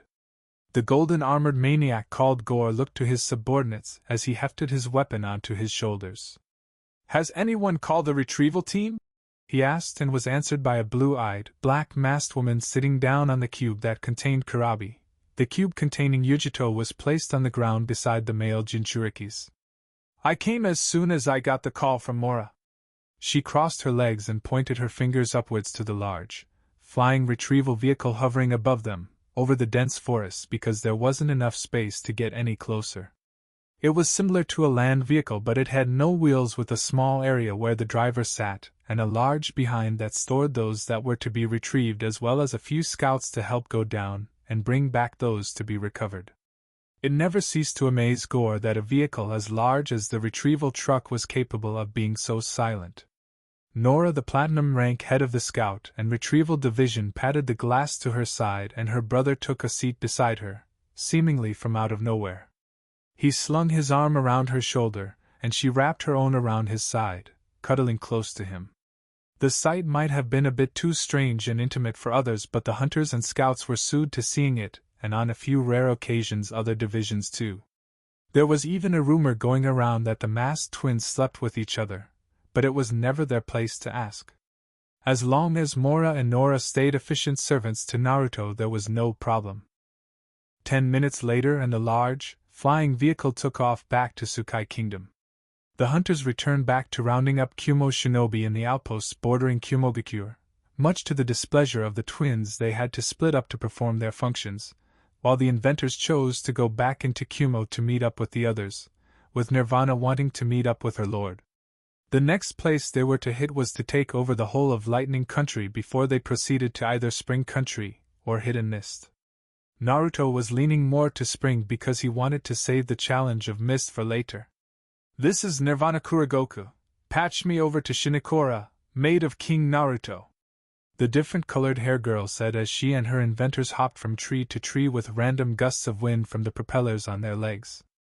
"Patching you over, please wait," was the reply, and a second later there was a low buzz in her ear. "Yes, Nirvana?" came the sweet voice of the soul of the Kyuubi, staring in awe at her master as he floated back into the office. "We have captured the 2 tails and the 8's tails holders and have sent them back to Tsukai Kingdom."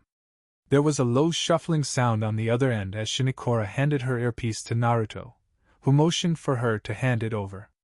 The Rinnegan holder placed it in his ears and spoke to the inventor.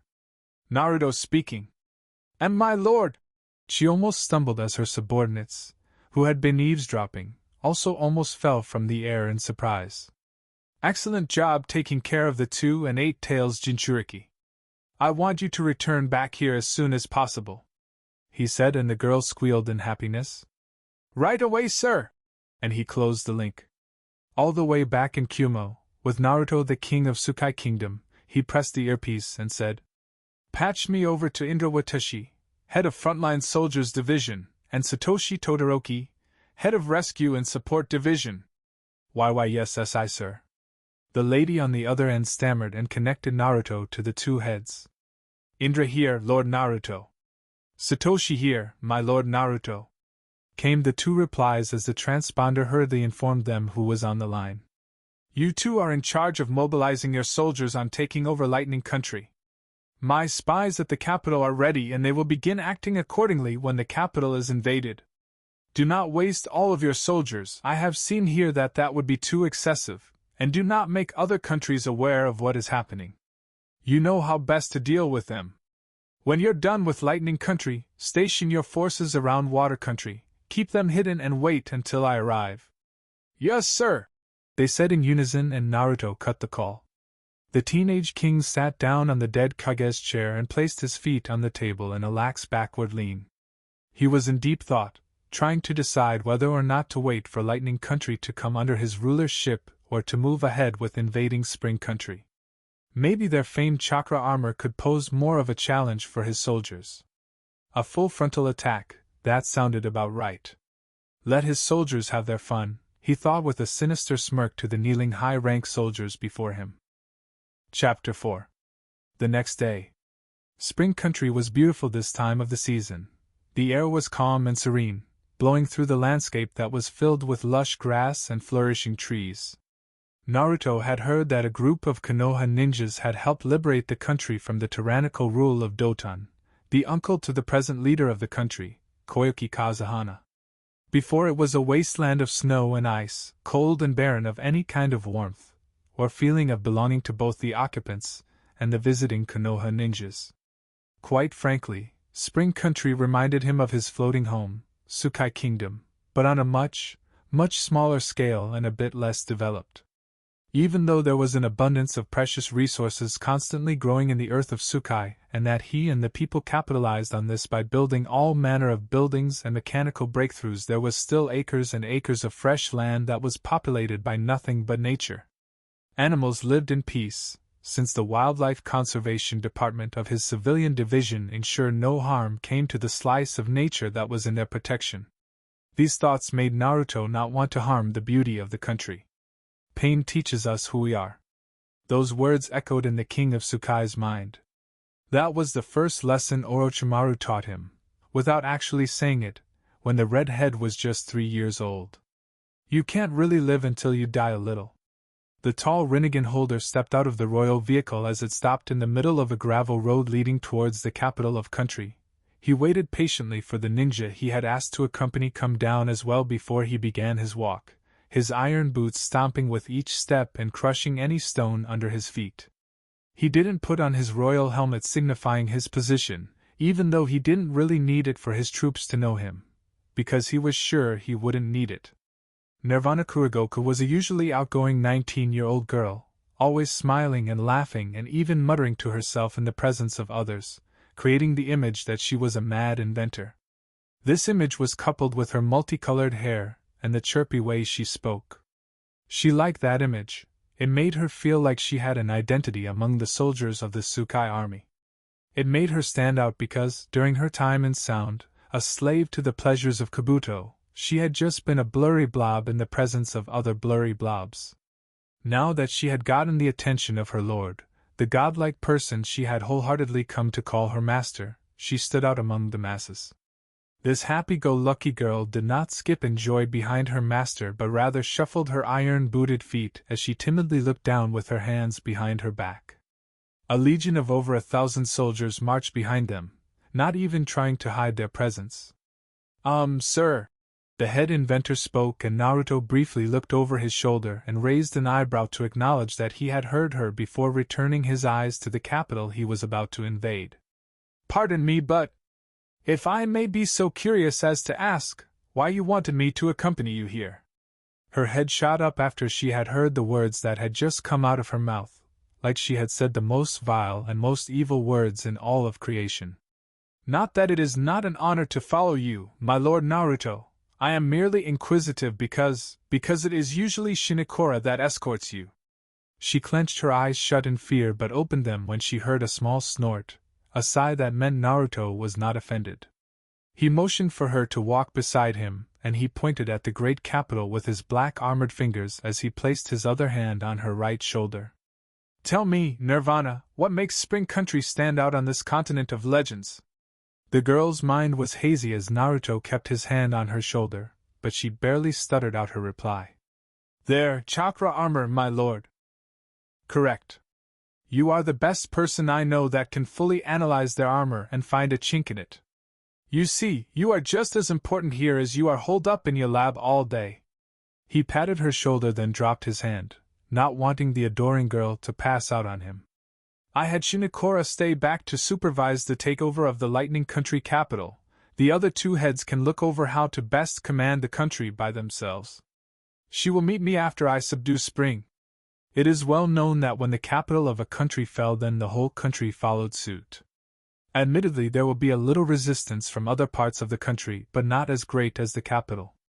I am humbled by your thoughts of me, my lord. Think nothing of it. They could already hear the alarms of the capital blaring as they saw the sea of humanity, led by one single figure, marching towards them. Naruto's expectations of the shinobi had gone down after his invasion of Kumo, so he didn't think much of it before he lifted his right hand to the sky, ordering his soldiers to stop, and waited patiently for an incoming envoy of Spring Shinobi, numbering in the hundreds. You will speak for me, he said, and she placed her right hand over her heart as she bowed. He couldn't wait for all of Lightning Country and its resources to come under his power. He trusted his two division heads to act in his stead. If the country posed a problem, all he had to do was say the word and dozens of trucks from the Inventors Division would rain down bombs on the country, and the Fuinjutsu Division would ensure people stayed within the boundaries of the country. His soldiers didn't just die for him, they lived for him. They breathed for him. Naruto was not in the mood for having his people fight for dominance for extended periods of time. If the place posed too much of a hassle, then he would simply wipe it off the face of the earth. His plans for world destruction was still there, maybe after he had gotten his fill of entertainment, but for now he was going for world domination. After the events of Sound, Naruto would admit that he had lost his soul, primarily because his sister had died in his presence, but also with the terrible, chakra network changing and body augmenting experiments they conducted on him. He was what they made him to be, a partly emotionless human that sought out enjoyment in the destruction of lives, livelihood, and property. And he led an army of people that would do anything for him. War was not something he ran away from. He caused the wars, he fought in the wars, and he will stand over the dead bodies of those that dared defy him. And not that he would have to lift a finger. His soldiers would do the fighting themselves, and when Naruto felt like it, he would step down from his throne to show the world how powerful he was. Like now, he didn't need to fight, but he wanted to, not because he needed to have the blood on his hands, but to see if years of developing his kingdom had dulled his abilities. He still remembered asking his dead godfather if he was ready to destroy the world, and his answer was yes. He was ready to destroy the world. But not yet. There was still an abundance of entertainment he could squeeze out of them, and by them he meant those that lived on the continent, not his soldiers or his people, before he could drop a bomb on the planet and move into space with his kingdom, maybe to look for other planets to conquer and destroy. The possibilities were endless. He was what they made them to be. That was the simple fact. Naruto placed his hands behind his lower back, elbows slightly bent, and looked to the armored shinobi stoically. He spared a quick look to the inventor standing by his side protectively, and she nodded with a small smile. Naruto refrained from scoffing. She already had a way of bypassing the armor. He knew he didn't make a mistake by bringing her instead of Shinokora, or any other division head, all of whom were platinum rank. He nodded for Nirvana to walk forward and meet the incoming ninjas. That is close enough, she shouted and held up her palm for them to stop about 25 or so feet away. The shinobi stumbled in confusion and few even chuckled in amusement at the authoritative yell from the unserious-looking teen. Her hair is wildly multicolored, so yeah. Behind her Naruto crossed his arms over his chest silently, and allowed his speaker to speak for him. The spring ninjas decided to humor her. State your name and your purpose. My name is Nirvana Kurigoku, Platinum Rank Ninja and head of the Invention Division, and I am the honored speaker for the great king of the Tsukai Kingdom, the almighty sovereign of the sky, the immortal master of the six paths, Lord Naruto.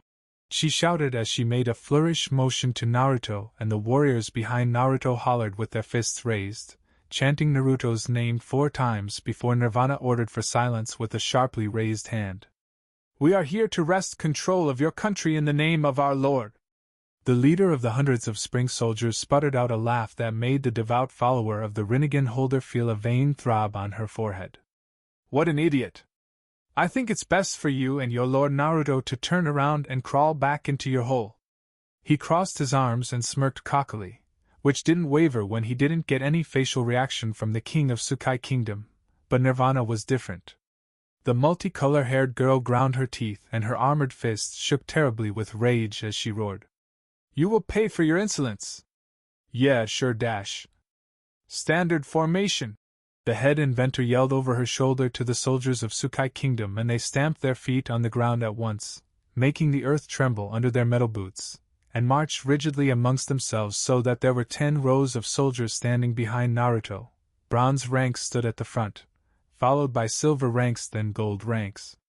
The first 3 rows contained the hundreds of inventors and the medics, with the medics stationed behind the inventors and frontliners, and the other 2 rows had the hundreds of frontline warriors their head of division, Indra Watashi, had graciously given Naruto. Their movements and position changes was quick and fluid. Attack positions! The under-armored soldiers drew their weapons, those at the front held swords, sickles and battle fans, and those at the back held arrows and chain javelins irrespective of rank. The humor in the spring shinobi leader died as he saw the strength the red shirt, black trousers and under-armored men and women were resonating. The king of Tsukai Kingdom didn't even move from his cross-armed posture, but he did cock his head to the side and send a small, impressed smirk at the fluid movements he sensed from behind him. Quick, efficient and effective in intimidating their enemies, just like how they were trained. Now hold on dash! The platinum rank cut him off as she yelled. Frontliners, ready! Inventor, ready! Medics, hold! The tight muscles under surprisingly comfortable and light armor, which was still abnormally tough to scratch, of the soldiers tightened even more when they heard their divisions being called.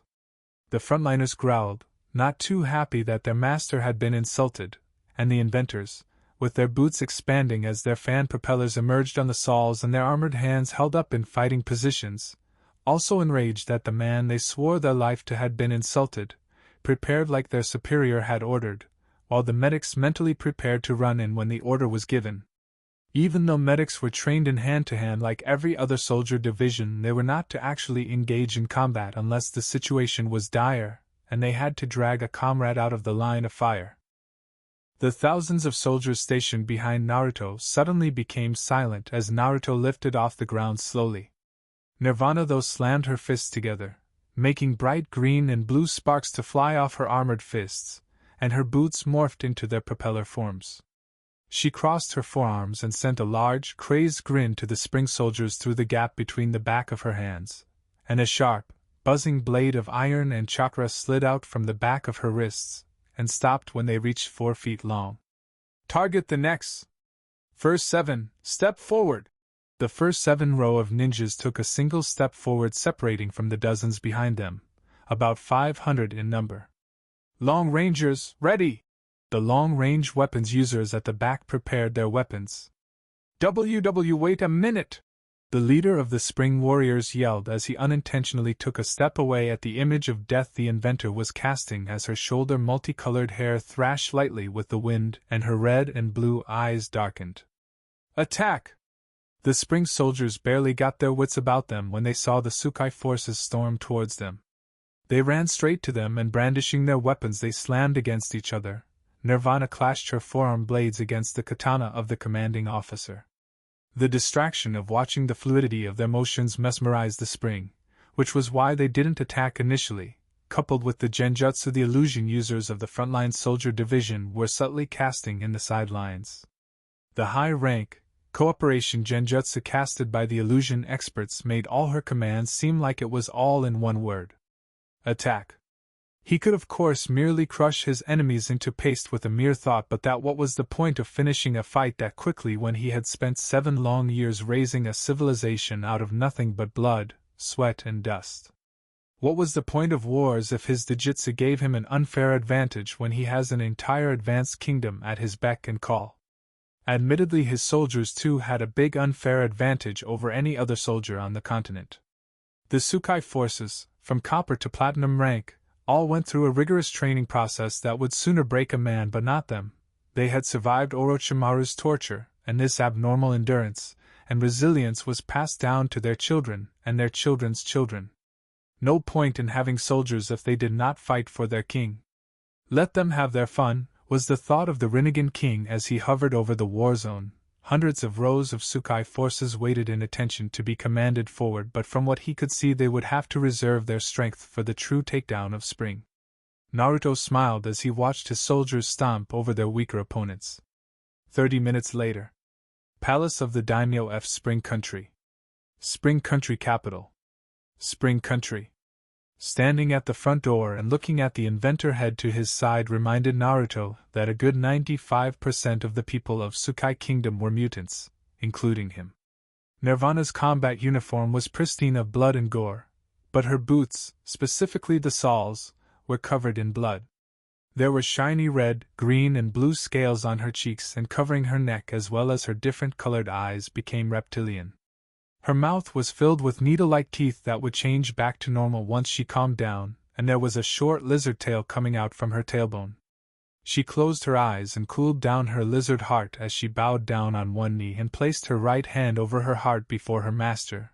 Her reptilian features smoothened over, and she returned back to normal. "Did you have fun?" Naruto asked the 19-year-old mutant as he turned around and looked at the sea of soldiers standing there. At the far back, those that had been injured were being tended to by medics. No one had died in the scuffle. Now there were about 600 Tsukai soldiers, while the others that hadn't been injured, about 400 in number, were stomping around the capital and dealing with the other spring soldiers that had not yielded and making the citizens aware that the country was now going to be under new lordship. The plan was to spread out a few other soldiers to other locations in spring to better control them. Then all soldiers were to leave, but not without making it very clear that if Spring ever tried to revolt against Naruto, then the entire country will be turned into a bleeding, smoking deep depression in the ground without hesitation. Like all the countries after Tsukai was done with them. King Naruto didn't need to have the bulk of his soldiers stay in conquered countries. Just a few would do to constantly remind those countries who their new lord was. Right now, though Naruto had a meeting with the daimyo, Koyuki Kazuhana, he could already feel the men and women behind the door prepare for his arrival by barricading the door and arming themselves to the teeth. Quite frankly, it was funny, but the Rinnegan King allowed them as much time to prepare, which was why he stood at the door and spoke with his loyal-to-death lizard mutant division head. "Yes, my lord, I had a lot of fun," she said, and retracted her tail and her teeth, frantically smoothing down her hair as she muttered. "I apologize for looking so unsightly, my lord." Naruto waved her worries away. "It shows you were fighting with all you have. I fight for you, my king. If I do not fight with all I have, then I am not worthy to serve you," she said. "That is good. You, all of you," he said to the gathered soldiers standing rigidly, "are what good soldiers are meant to be. You have made me proud today, and I want you to keep making me proud." "Sir, yes, sir!" they all called and pumped their fists in the air. Inside the palace there was pandemonium. Chairs, tables, even cooking pots were thrown in front of the door to barricade it from Naruto's army. In the middle of the chaos of rushing palace servants and soldiers was the stunned daimyo, Koyuki. "You said he can fly?" she squeaked as she gawked at the only man to escape the slaughter. In truth, he was the only person Naruto allowed to escape to warn her daimyo. He wanted her to prepare for his arrival. The shivering, bald samurai bobbed his head and looked around, paranoia clear in his eyes. Yes, madam, and his army, his army. He shivered with terror and continued. It is like they do not know pain or fear or even death. It is like, they are not even human. Not human? You aren't making any sense. The way they moved, the way they fought, it was like they were all a single entity. They knew where they all were at the same time, and they never once allowed any openings. The only possible way to injure them is to stab oneself to reach them, and even at that their armor is very nearly impenetrable. He grabbed his hair and pulled as he looked at the ground with wide eyes. Then there is that demon that led them, the lizard woman with different colors in her hair. She. He fell on his knees and cried. The daimyo clenched her jaw and walked past him to her throne. Though she didn't sit on it, she began pacing back and forth. What does this Tsukai kingdom want with her recently freed country? From the report the man had given before he fell into hysteria, she didn't know. The Tsukai soldiers were a terribly powerful force with weapons, skills and abilities that far surpassed anything she had ever dreamt of. Then an idea clicked in her head, and she called a servant to her side. The panicking girl tore off her white sleeve and handed her daimyo a brush and a pot of ink from panel at the foot of the throne. She hastily wrote the distress letter to Konoha and tasked the same servant to run as fast as her legs could carry her, with as many valuables she could take for her own well-being, through the tunnel leading outside of Spring and straight to Waterfall, which was still many miles away. It was a secure tunnel. Go. Now! She urged the 13-year-old girl and pushed her throne aside to reveal a stairwell that wound straight down. She ushered her servants to rush inside as well and pulled the throne back in place before the last servant could opt for her to follow as well. A few ninjas and samurai refused to flee and chose to stand by her till the very end, though the traumatized bald warrior fled with the servants. The palace was devoid of sound as Koki sat down on her throne slowly, her heart beating the song of death and despair for her own life, and she waited for the king of Tsukai to gain entry, which he undoubtedly will with the kind of reports she had gotten. Her remaining guards stood by the side of her throne, 10 in total, and held their weapons tightly, also nervous to meet the king that led an army that had bested her forces so easily. A minute of waiting later and the items used to barricade the door began shuffling aside by themselves, driving cold chills up the spine of the guards that chose to stay behind. But the Spring daimyo lifted up a stubborn chin and watched as more and more items moved from the door. The great door flew open by itself and soldiers in golden under armor marched in, making the sounds of metal on marble thud through the silent palace. The warriors stood at the walls and placed their right hands over their hearts, but kept their eyes on the Spring daimyo and her guards. A single warrior, a girl with rainbow-colored hair, stomped in with her hands behind her back after the last golden soldier entered, leaving a small gap for Koyuki and the others to see a sea of gold, silver and bronze under-armored men and women standing outside her castle. They gulped at the sight. The feeling of dread increased when the lone rainbow-haired woman, this one with platinum under armor, stopped before the open door and slid to the side. She too placed her right hand over her heart and inclined her head a little downwards.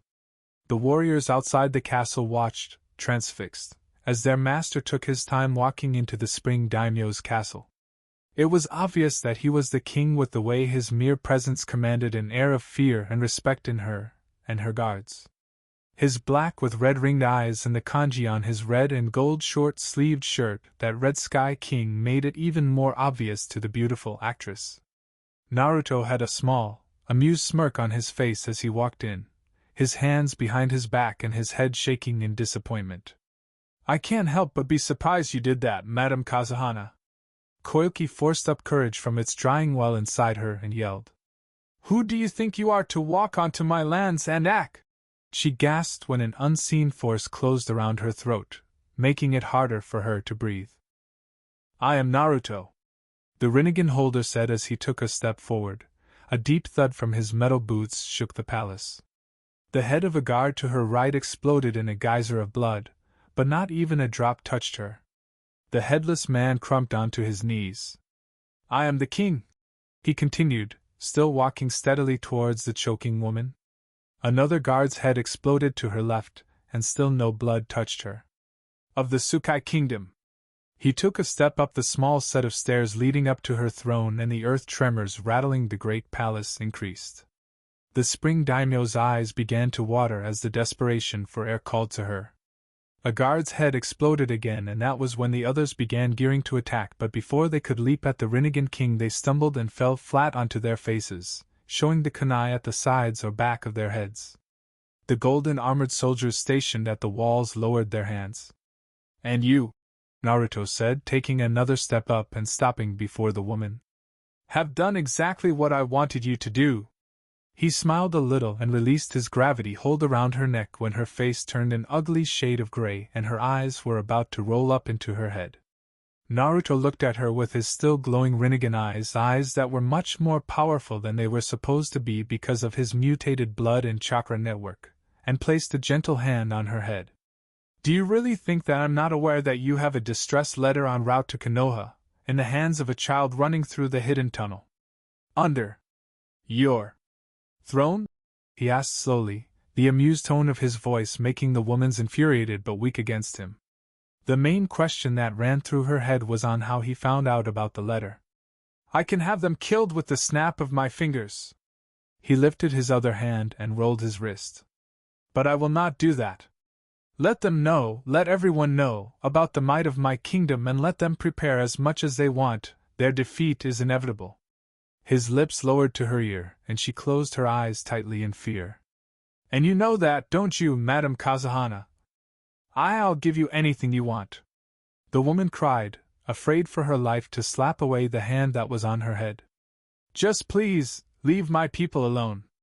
I want one thing before I leave your wonderful country, Madame Kazuhana. One very simple thing and life would return back to how it used to be." He gently lifted her gaze from his obsidian black boots to his eyes. "You can stay on the throne and your people will live, but I want all of Spring Country to swear fealty to me. If not..." His smile widened a little and he closed his eyes. "I will shower the blood of your people on you and turn this country into a hole in the ground. And we both know I can do that, don't we?" She nodded immediately and tried to lower her eyes. If not, she feared her heart would give out with the amount of terror she was feeling. "Good. We have an understanding," he said as he patted her cheek, standing back up. He snapped his finger and held his left hand out, palm up and waiting. Nirvana rushed forward, her platinum boot intentionally treading heavily on the marble floor, and placed the scroll onto Naruto's awaiting hand. The king gave the daimyo the scroll and turned around. "I will send a squad to pick up that scroll at dawn tomorrow. Whether you sign it or not is up to you, but I know you will do the right thing. For your people." Before he turned around he then added as an afterthought. "Oh." He bent on one knee so he could be eye level with her and whispered. "And you made the right decision not stabbing me with your blade." He patted her head once and turned around in a flourish, his obsidian boots not making the heavy stomping it had formerly been making. Why kill the Raikage and spare the Spring Daimyo? Naruto had to admit that they both had equal amounts of stubbornness between them. He could see the famous actress about to pull out a blade to stab him when he approached, despite having her throat squeezed tightly, but only stopped her doomed plan after all her guards were killed before they could take the step forward they intended. The Raikage did not hide his attempts to murder Naruto. The reason was that the dead Raikage was too stubborn to die out of natural male pride. He did not want to be bested by a boy many years his junior, but Koiki was stubborn because of the lives she was responsible for, not for any kind of personal pride. The Rinnegan king could see it in their eyes. He could respect her brand of stubbornness. As the king of Tsukai Kingdom left the palace, leaving the solemn daimyo by herself in the middle of dead bodies with only a scroll in her hands, the Tsukai soldiers marched out with him. 10 minutes ago Ingrawatashi also handed the lightning daimyo the scroll that detailed the fealty Naruto intended for the world. The head of the frontline soldiers and Satoshi Todoroki, head of the rescue and support division, allowed the man time to think and hopefully, for him, make the right decision. The old, white-haired man had an extended family. Naruto knew that fact very well, so the choice he made was the same as Koiki Kazuhana. They spread the scroll on the ground and signed their names on the dotted line. Nirvana opened the royal vehicle door for her master, and Naruto ducked into it as he said, "You've all done exceptionally well. You may stay here and rest for the time being, but do not cause any trouble." Addressing the legions of soldiers standing outside his car and also to the division head, Nirvana Kurigoku. "Yes, Lord Naruto. I entrust them to you, Nirvana," Naruto said in a low voice to his subordinate, speaking to her from the lowered window. The teen nodded and bowed her head slightly. "When the scroll is signed, you and the others can return back home. Wait there for my command." "Understood, sir." "Oh, and also send for Magi the head of Fuinjutsu. Tell her to wait for me at Water Country." "Yes, sir." The Rinnegan King waved a little and wound up his window, signaling the driver to take off to Kirigakure, where he suspected his previous orders of soldiers be stationed around the village has already been undertaken.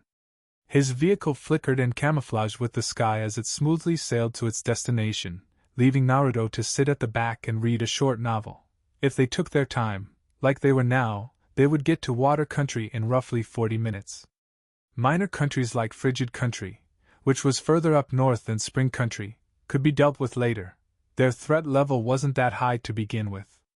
After Water Country, then Naruto would be more comfortable spreading out his forces to take over countries 2 or 3 at a time.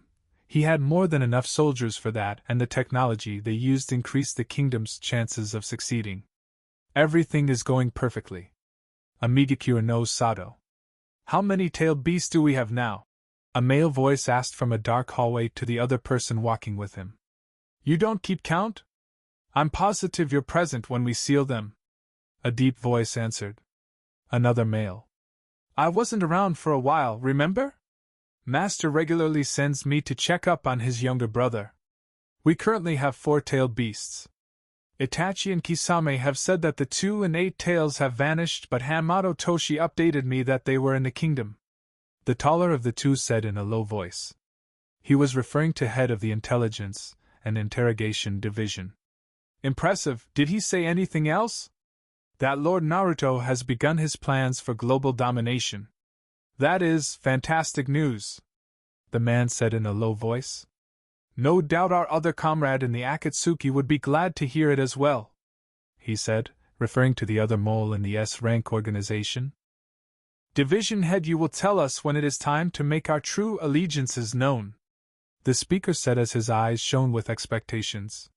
He then chose to turn the conversation away in case others heard them. "How is Master's younger brother?"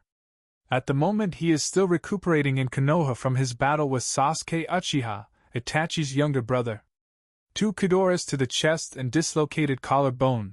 Just yesterday Sasuke had attempted to defect from the village in order to find and kill Itachi.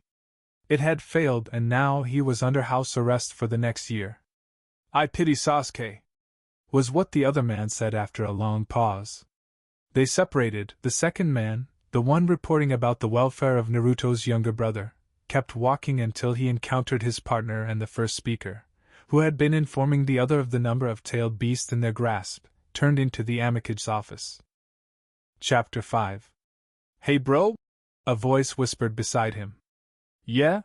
A 5-year-old Naruto turned to his red-haired sister and shuffled closer to her, if that was even possible seeing as they shared the same tiny cage among the bigger, but still considerably small, cages in the underground slave containment room in Hidden Sound.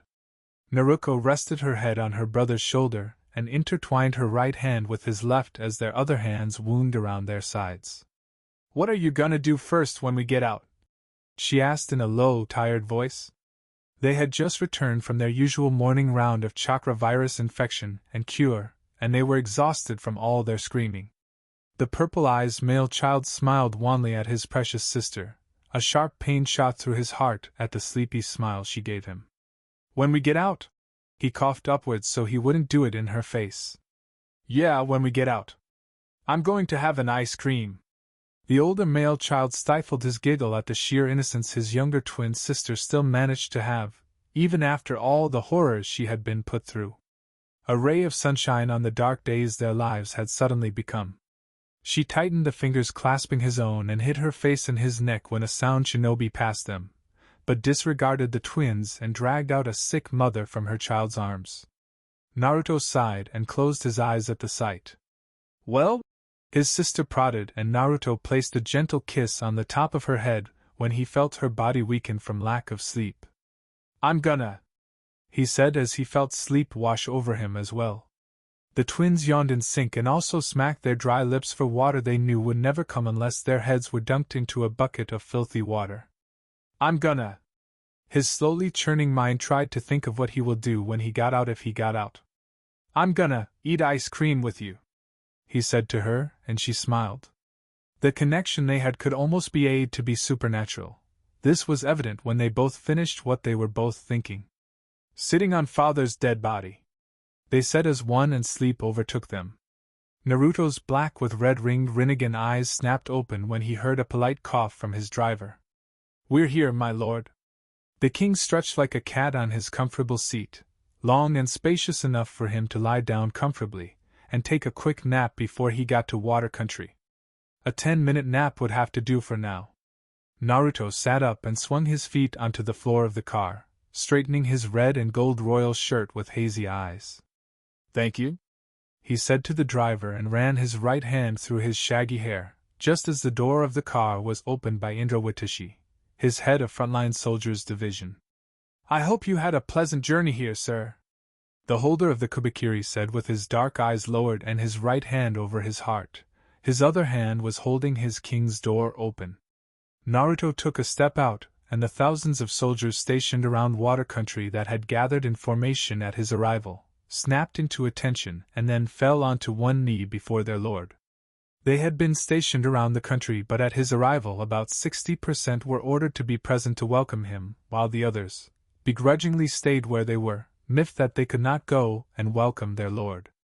"It was fine, thank you, Indra," the king of Sukai Kingdom replied to the platinum rank soldier. His eyes moved around and stopped at the two more platinum ranks with Indra, the head of the Frontline Soldiers Division, Satoshi Todoroki, head of Rescue and Support, and Magi Harai Gamatomo, head of Fuinjutsu. The other man and the youngest platinum rank had their heads tilted down and their right hands over their hearts. "I see you got the message to come, Magi." The mint-haired girl bowed deeper and slightly shook at being acknowledged by her king. "I am happy to have been called by you, my king," she said.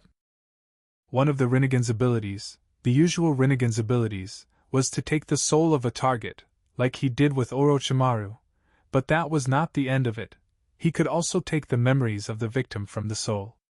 This not only gave him the biggest possible cheat code to increase his jutsu list and his intellectual advantage over most people, taking into account that Orochimaru had an expansive knowledge of all things, but also allowed him access to who exactly the former slaves were or where they were from. Take, for instance, he knew of the deep mutant abilities of those in his army, caused by the experiments, and the history of the former slaves. Magi Harai Gamatomo was formerly from Kirigakure, born into a merchant clan that was closely tied with the Toad summoning clan but with none of the Toad-like capabilities. The Gamatomo clan had been a clan that traded in oil, but when the Bloody Mist War erupted due to the madness of the Mizukage they had been slaughtered, but Magi had been hidden in the bushes by her parents, who ran in the other direction to draw the attention of the Kirin ninja away from their baby daughter. Kabuto had picked her out of the bush when the dust had settled and took her to his master. The vile experiments done on the girl and the constant reminder that she was the last of her clan, that even if she escaped she would have nowhere to go, broke her resolve and any self-confidence she had. Magi had been a very hard person Naruto had helped, not because she was not talented. The girl was a Fuinjutsu prodigy, so much so most times it seemed that she was born holding a brush and a paper pad, though unlikely. It was that she always berated herself for the smallest of mistakes. The teen she had sworn her life to, the person she ultimately wanted to be like in every way, took it upon himself to boost her confidence so that it wouldn't end up killing her in the battlefield. It was among the people Naruto chose to pay close attention to and to help, mainly those that were now his division heads and his gold and silver rank soldiers. The girl straightened up from her bow and held the arms of her bright green backpack with depictions of unicorns and rainbows dancing on it. The king nodded to her and faced his other subordinate, The platinum rank head of rescue and support, Satoshi Todoroki. The moisture in the air did not dampen the man's frizzy blonde hair. "Your forces are ready to fight for you, King Naruto," he said in a deep, calm voice. "That's good. How many are here?" 3,000, sir," Indra replied as he closed the door. He ensured to listen to Naruto's command of not going overboard with soldiers because, against what they thought and expected from the shinobi, they were surprisingly weak. Naruto had roughly 46,000 soldiers currently. The numbers were still growing. It was merely a tiny slice of his forces that had been brought. Naruto hummed as he felt Shinikora's presence behind him. He opened his arms and allowed the woman to put on a deep red overcoat over his body, long enough to reach his ankles. He raised his left hand for the maid and the soul of the Kyuubi stood back, allowing her master to fasten on the 4 buttons himself. The king rolled his shoulders and clinked his iron-armored fingers against each other, nodding to himself when it didn't reduce his movements. "I want you to take 2,000 of them to the capital of this country, while I take the rest." The platinum ranks and combat maid of the king exchanged worried looks. "Are you sure, my lord?" Indra asked. "I'm sure. These ninjas haven't proved their threat level to me yet, so I will not take them seriously. I'm sure that even 500 of my forces can take down the capital with little problem." "I too am sure about that, my king," Satoshi said, and the others nodded in agreement. "Keep 1,000 of those soldiers on standby while the others actively participate. If the water daimyo is stubborn and keeps sending ninjas, then make sure he is humbled and shown who the true master is." "Of course, sir. Magi, you will be coming with me," Naruto said and briskly began walking into the country, past the border with a flourished movement and lightly flapping of the tails of his coat. The green backpack-wearing prodigy rushed to him with Shinikora. The 2 male platinum soldiers began ordering for 1,000 warriors, with a good distribution of gold, silver, bronze, and copper soldiers. "But sir. Wouldn't Indra or Satoshi be better to accompany you?" The fact that she was back home didn't faze her anymore. She was stronger than she was back then, and she knew that fact very well. It was her lack of self-confidence surfacing that made her doubt her ability to protect her master. "You will be fine," Naruto said in a slightly reassuring voice as he patted her shoulder once. "Your particular skill set will be an advantage for us in Kiri." He glanced over his shoulder to the silently following maid. "You would speak for me if I do not want to." The red-haired woman nodded. The Tsukai forces marched on behind their king, ensuring not to make too much of a loud stomping sound, even as the mist began to set in as they finally reached Kiri, after a long hour of marching. Magi took in a deep breath and tapped her right ear, where a single white earbud sat, and said to each soldier behind her, "Buddy system seal." They muttered their replies and held up the snake hand seal as the Fuinjutsu prodigy flipped through a dozen hand seals before ending it by lacing her fingers together and whispering, "Buddy system seal, activate." The different metal hands of the soldiers began glowing gold, though they didn't stop marching, and there was a quick flash of red that flew from the Fuinjutsu prodigy's fingers to Naruto and Shinikora before it flashed and jumped from one soldier to the other, always leaving the golden hands red after it had left, until all their hands turned bright red. The jumping string of light disappeared as it got to the last soldier, an older gold-rank soldier, before all dropped their hands back to their sides. All of their right eyes blinked red as their hands went down before returning back to their normal colors, signifying that the buddy system seal was now active. This seal allowed each soldier to have a deep knowledge of where the other was by a sort of projection of light only they could see.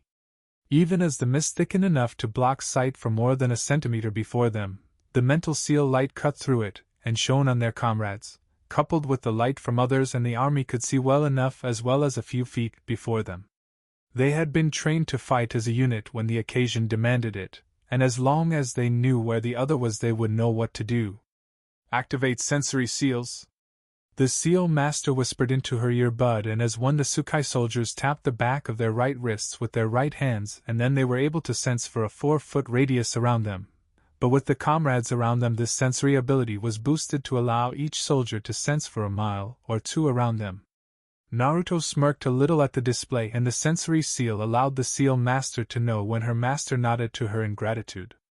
The girl blushed and bowed in appreciation. The Rinnegan was not able to see through mist or smoke bombs, no matter how overpowered his eyes made him, leaving him with nothing but his natural sensory abilities and the trust that his soldiers had his back. They kept trudging in silence until Magi abruptly said into her earbud, "Trap ahead, 20 feet from me." 10 silver and 5 gold ranked members of the frontline soldier division that specialized in traps rushed by and disappeared in the mist. 5 seconds later. Trap disabled. Scout out for more and report back with each one you find. Understood, ma'am. One of the trap specialists replied, and the 5 soldiers surged forward, their metal-armored feet not even making a single sound as they moved and their armor as silent as the night. 10 more feet and they stopped before a pit covered in grass and soil, under which was a bed of wooden spikes. The same trap specialist said, "Trap found. Disabled." As another member of his team flashed through seals and covered up the pit with earth, making sure it was perfectly covered before they continued forward. They kept going, and his buddy system seal allowed him to see 2 silver ranks quickly burning down a tree where a snare trap was hidden. Trap found and disabled. A gold rank dismantled 7 Saban launchers hidden in the ground and also cut the trip wire. Trap found and disabled. Another gold rank poured deep red fire into a pit of scorpions and covered their melting bodies with earth. Trap found and disabled. The gold-ranked captain of the squad bent down on one knee and ripped off a fuin genjutsu seal tag on the ground that would activate when stepped on. It crumbled into dust in his hand. Trap found and disabled. "That's enough, come back," Magi said, and the trap specialists returned back to their positions in the marching group of soldiers. "We have arrived in Kirigikyu, my lord." Naruto nodded wordlessly with his eyebrows somewhat furrowed in thought.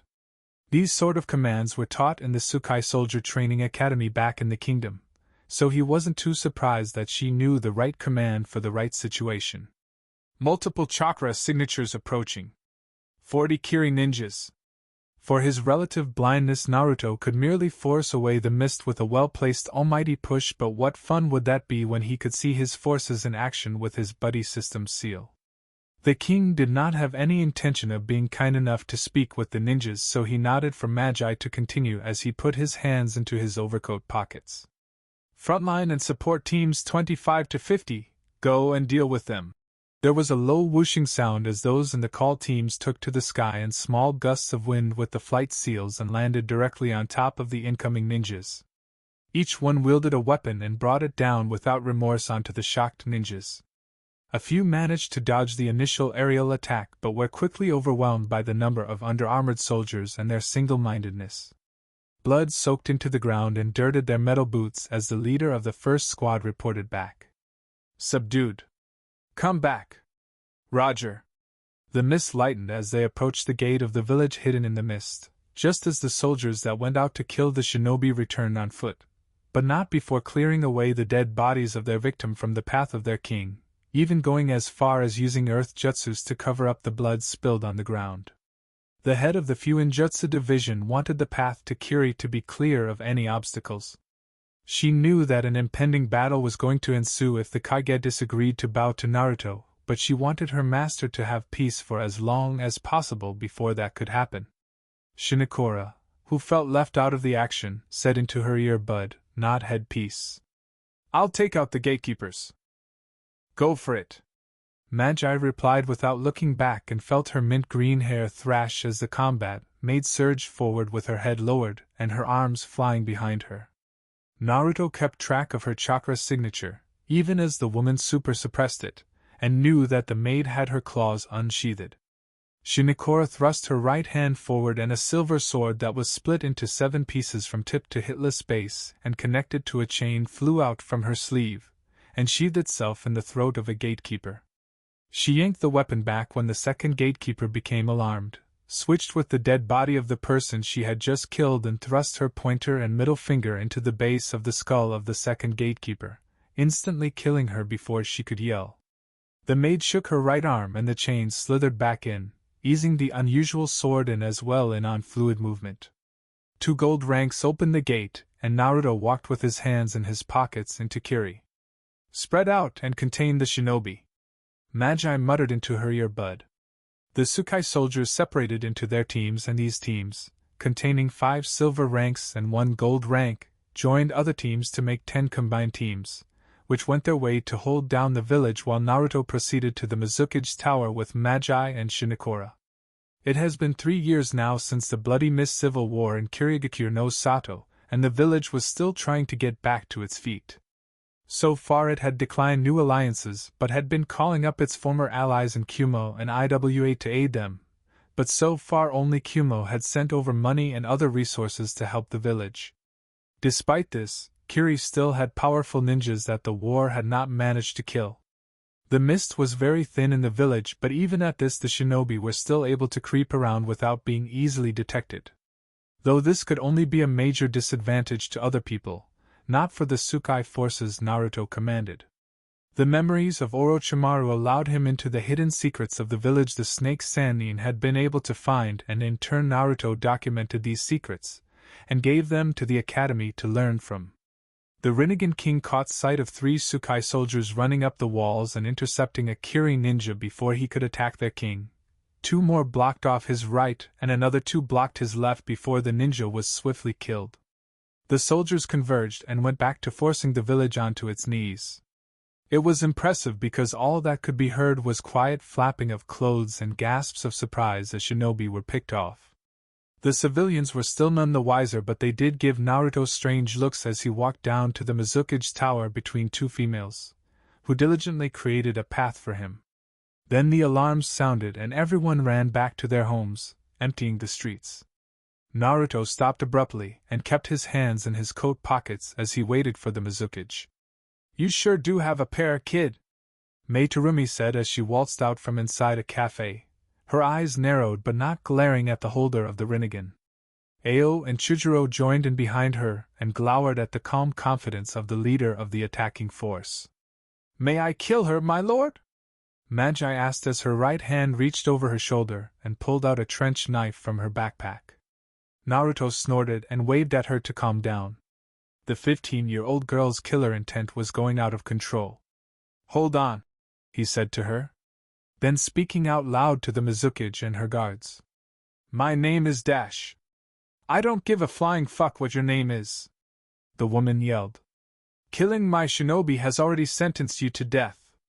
I merely wanted to make a point. If I didn't, then you won't believe my claims." This got the infuriated Kage intrigued. "Claims?"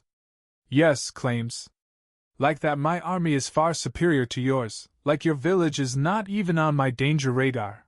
Like I would order for Kiri to be destroyed if I don't get any compliance." "Enough," the woman said and cracked her knuckles as she nodded to the 2 at her side. "Deal with those 2. They nodded and rushed to Shinikura and Magi. Naruto didn't move an inch, but rather the 2 females at his side rushed in opposite directions, drawing Ao and Chujiro's attention away from Naruto. "Get ready to meet your maker, brat." "We'll see about that," Naruto replied with a small smile and a twinkle in his Rinnegan eyes. As Mei charged at him, the Rinnegan King decided not to make use of his ultimate gravity control to win the match easily. It had been a long time since he had used hand-to-hand, might as well brush up on it. The long brown-haired woman flashed up in front of the Rinnegan holder, and her molten red right fist surged towards his face in a right hook, an inch away before it could burn off his face, and the boy shifted aside by cocking his head away from the blow. He shuffled to his right when a knee came up to break his left arm and lifted his left foot as a fiery sweep came at him.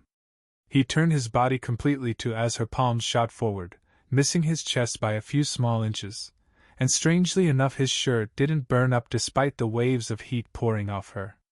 All the while Naruto kept his hands in his coat pockets and his posture straight.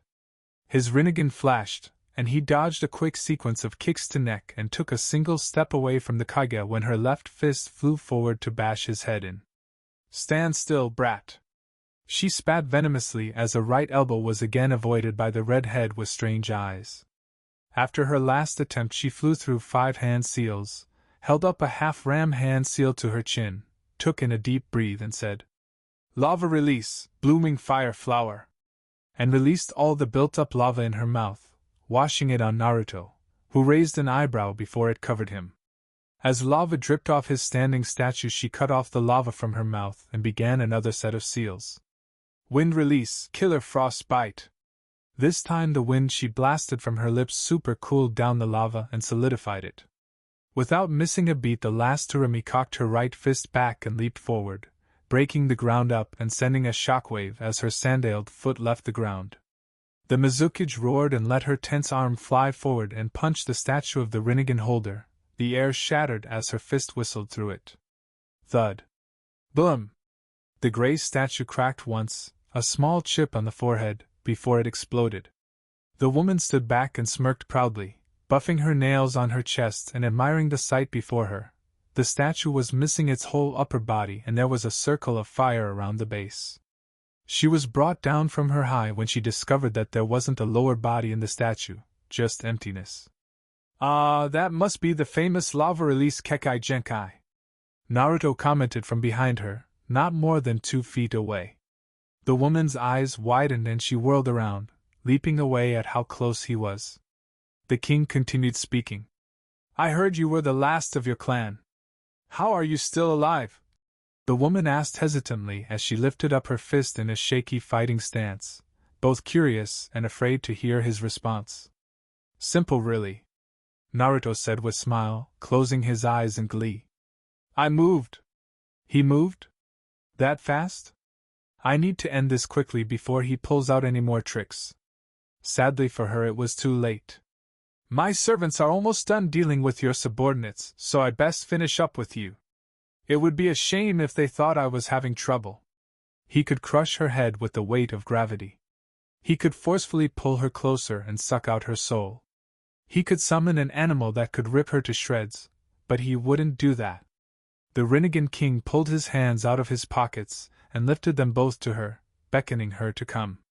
"This time try coming at me with all you have." How did he know I was holding back? She shook the thought off and flickered to him, thrusting her palm to his chin, though Naruto swiped the attack aside, dragged her right leg to his right with his right heel, roughly grabbed her neck in his right hand and brought her down onto the ground into an earth-shaking choke slam so hard that the ground beneath her broke up and formed a shallow depression. In quarter of a second after she had arrived, the Mizukage realized she was on the ground. The force of the great attack hit her like a stampede of bulls and blood exploded out of her mouth and nose. Naruto straightened up in one smooth motion and pointed his right fist to her face. Her swirling eyes didn't catch it on time, but she most definitely felt the next attack. Naruto's arm from his tightly clenched fist to his elbow blasted out, disconnecting from the socket, and bashed her on the face, making the crater she was in deeper. Her hazy brain didn't know she was in it until Naruto commanded his arm back and blasted it back onto her face again, all with a tiny smile on his pale face. He repeated this Rinnegan ability, coming from the Azura path his eyes allowed him to access, like with all the other paths, 3 more times, breaking the weakening woman's nose and concussing her with each punch, until his rocket-powered fist flew down to her face but with the hand open, grabbing onto her neck and pulling her back. Naruto lifted the woman off the ground and tightened his fist, closing off air from entering her body. The wind considerably picked up, making his coat flap around erratically as his black with red-ringed eyes quickly looked over her body. He scoffed when he saw her about to perform a sealless jutsu. He closed his left hand, leaving only his pointer and middle finger out, and his fingers blazed over her wearily struggling body. A tap on her shoulders, a tap on her elbows, a tap on her wrists, a tap on her thighs and a tap on her forehead, closing up her chakra and leaving them just a bit open to keep her alive. May gasped out blood, making a river of blood flow from her mouth and nose, chalking it onto the armored hand holding her off from the ground. "My chakra," she whispered. "All closed," Naruto said as he dropped her limp body onto the ground. The Tsurumi tried to will her body to move, but it remained out of her control, as immobile as a dead body. It was like an out-of-body experience for her. She could see how much she tried to move from her facial expression, but she also knew what it felt like because she was currently experiencing it. "Why am I still alive?" "Because I want you alive," Naruto said and squatted down by her side, His coat rustled at the movement. I want to see the moment you realize you cannot defeat me. His voice sounded pleased, but he barely restrained himself to a trembling smile, which increased at the glare she sent him. 2 heavy thuds sounded beside her, and she swiveled her neck, the only part of her body she could move, and her eyes widened when she saw a badly beaten and bruised Ao and a possibly dead Chujiro, his weapon sheathed in his stomach and still glowing with his chakra. She looked back to the Rinnegan King, and Naruto had a small grin waiting. And there it is. Defeat. Shinokora stood over his shoulder, wiping off Chujiro's blood from her hands with a white handkerchief, and Magi rubbing her sore knuckles, still clenching her trench knife in her left hand. Are you happy now? You've won. The Mizukage spat, disgusted at her own words and at how easily she had been defeated. It was like when she was still a little girl learning from her teacher. Yes, I am quite happy, was Naruto's slick response, and even adding a nod. The Tsukai soldiers had finished rounding up the Kiri ninjas and had them on their knees in the center of the village. The civilians were also there, but in a separate group than the shinobi. Naruto waved over his shoulder, and Magi bowed curtly before she went to inspect the king's soldiers. What now? You're going to rape me? Her eyes flicked to Shinokora. In front of her? I bet you get your kicks from that sort of thing. Naruto chuckled and shook his head in amusement as he casually ordered Shinokora to stand down. If I wanted sex, I can have it with anyone at any time, but I choose to restrict my choices to those that are willing within my kingdom. Who were considerably many, he admitted with a mental sigh, his mood momentarily cast down by how enthusiastic people were to jump into his bed when he asked them, like they wanted to be in a harem, and the author slowly looks to the reader with a deadpan expression. No, I want a signed agreement that Kiri and by extension Water Country is a subordinate to the Tsukai Kingdom, and will also pay regular tribute to my kingdom. He motioned to her guards. This was all to show you what we can do. A sort of clue to what will happen if you do not agree to my terms. Clue? To put it bluntly, I will make Kiri a distant memory if you decline. Hundreds of lives are counting on you now. He got onto his feet and turned away from the immobilized Mizukage as his ear vibrated. Division Head Indra calling, sir.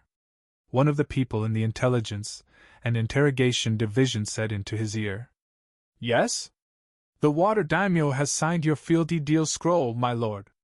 The head of frontline soldiers said in a low voice as he watched, intrigued, as blood got absorbed into his kubikiribiku.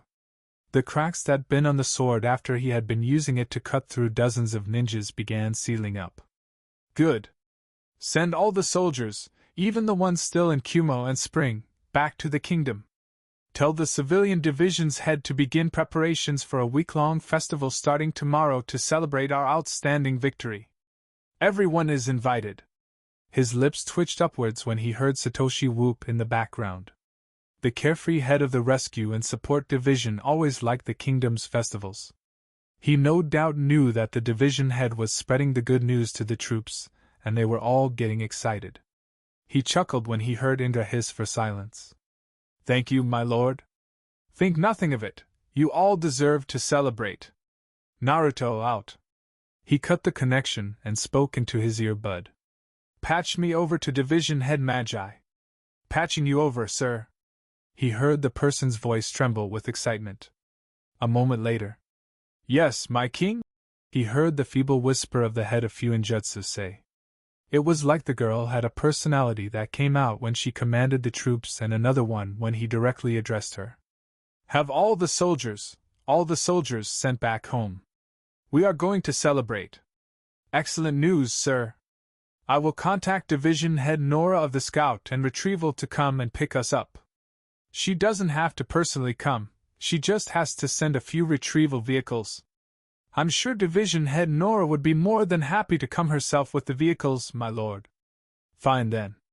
Tell all the division heads that we will have a meeting as soon as I get back home to formally report our discoveries. Yes, sir. Naruto disconnected and turned back to the immobile Mizukage. So what will it be? Life or death?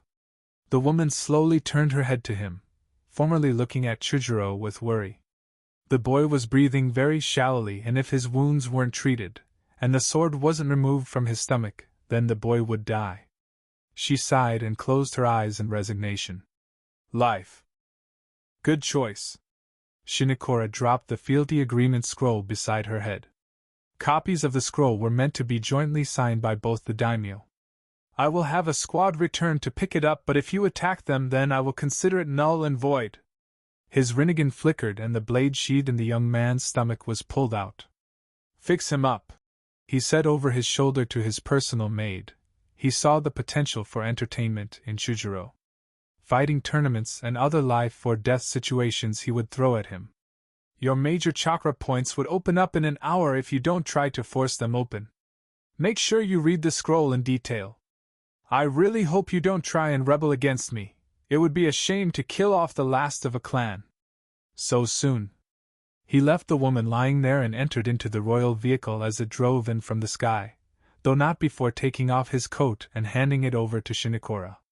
The other soldiers, save a few that wanted to ensure their king leaves safely, remained and waved at him as he entered. Nora, the head of scout and retrieval, bowed to him with magi. King Naruto is just so, wow, the black-masked woman said with a wistful sigh, watching as the royal vehicle left with a few other retrieval vehicles flanking it in the sky. Magi joined the older ninja and breathed out. I know. He's so cool, she squealed in a low voice, and the taller, older female threw her arm over the seal master's shoulder and walked into the back of a retrieval vehicle. Shinokora joined in a second later after ensuring that Chujiro wasn't going to bleed to death. It makes me glad I was privileged to serve him, Shinokora commented as she watched the last of the Tsukai soldiers sit down on the seats at the back of the truck. About 80 seats and 60 were filled up, the others that had already gone were at maximum capacity. The seats were black, red and gold in color with seat belts that each soldier strapped over their bodies as the trucks slowly lifted off the ground. The soul of the fox then leaned to the other two females to her right and whispered, Did you know that conquering these 3 countries was just a test to see if our army was capable of taking over the world? He tested us in all situations, stealth and lightning country, full frontal in spring country, and individual and group strength here in water country. Magi scratched her chin. I suspected so. He didn't think we were capable? It was Nora that replied. Of course he did. Our master has the utmost confidence in our abilities. His other intention for invading those 3 countries was also to send a message to the other countries. The Tsukai kingdom is here and we are dominant, she yelled, and the soldiers with her yelled with her. Yeah! The masked woman laughed and leaned back. Shinokora beamed at the two and settled back into her seat, clasping the seat belt holding her in place as the trucks smoothly moved upwards towards their home. Believe me when I say this, girls, our king believes in us all. The girls nodded in agreement. Meanwhile, in Naruto's royal vehicle, the Rinnegan king told his driver to inform him as soon as they got back home before he lay down on his seat and fell asleep. The Hokage's office. The Hokage Tower. Kanahigaku no Sato. Sir? Minato looked up to the door at his assistant, and the woman continued. There are 2 people here to see you. Tell them to come back in an hour. I'm on my break. He swallowed a spoonful of ramen and took a swig of sake. Sir, they said it is of great importance. They all say that, Suki. Tell them to come back later. The woman named Suki began fidgeting in place, then she added. Spring Country was invaded 2 days ago. This seemed to get the Yandame's attention. Suki stepped aside and allowed 2 people to enter. A bald man with bloodshot eyes and blood-stained chakra armor. He had a sharp face and thin lips, which kept looking around the office suspiciously. The woman, or better yet girl, had long silver hair and was in a pink and white dress that went down to her knees as well as black sandals. She too had bloodshot eyes and her chest was heaving like she had been running all the way from spring. The 2 graciously bowed to the Yandame, and he motioned for them to be at ease. Spring is miles away from Fire Country. How were you able to come so fast if the invasion was 2 days ago? We first ran to Waterfall and Lord Shibuki was gracious enough to have a ninja carry me here. He can carry himself. The little girl marched forward and presented the clothed letter her mistress had written in her haste.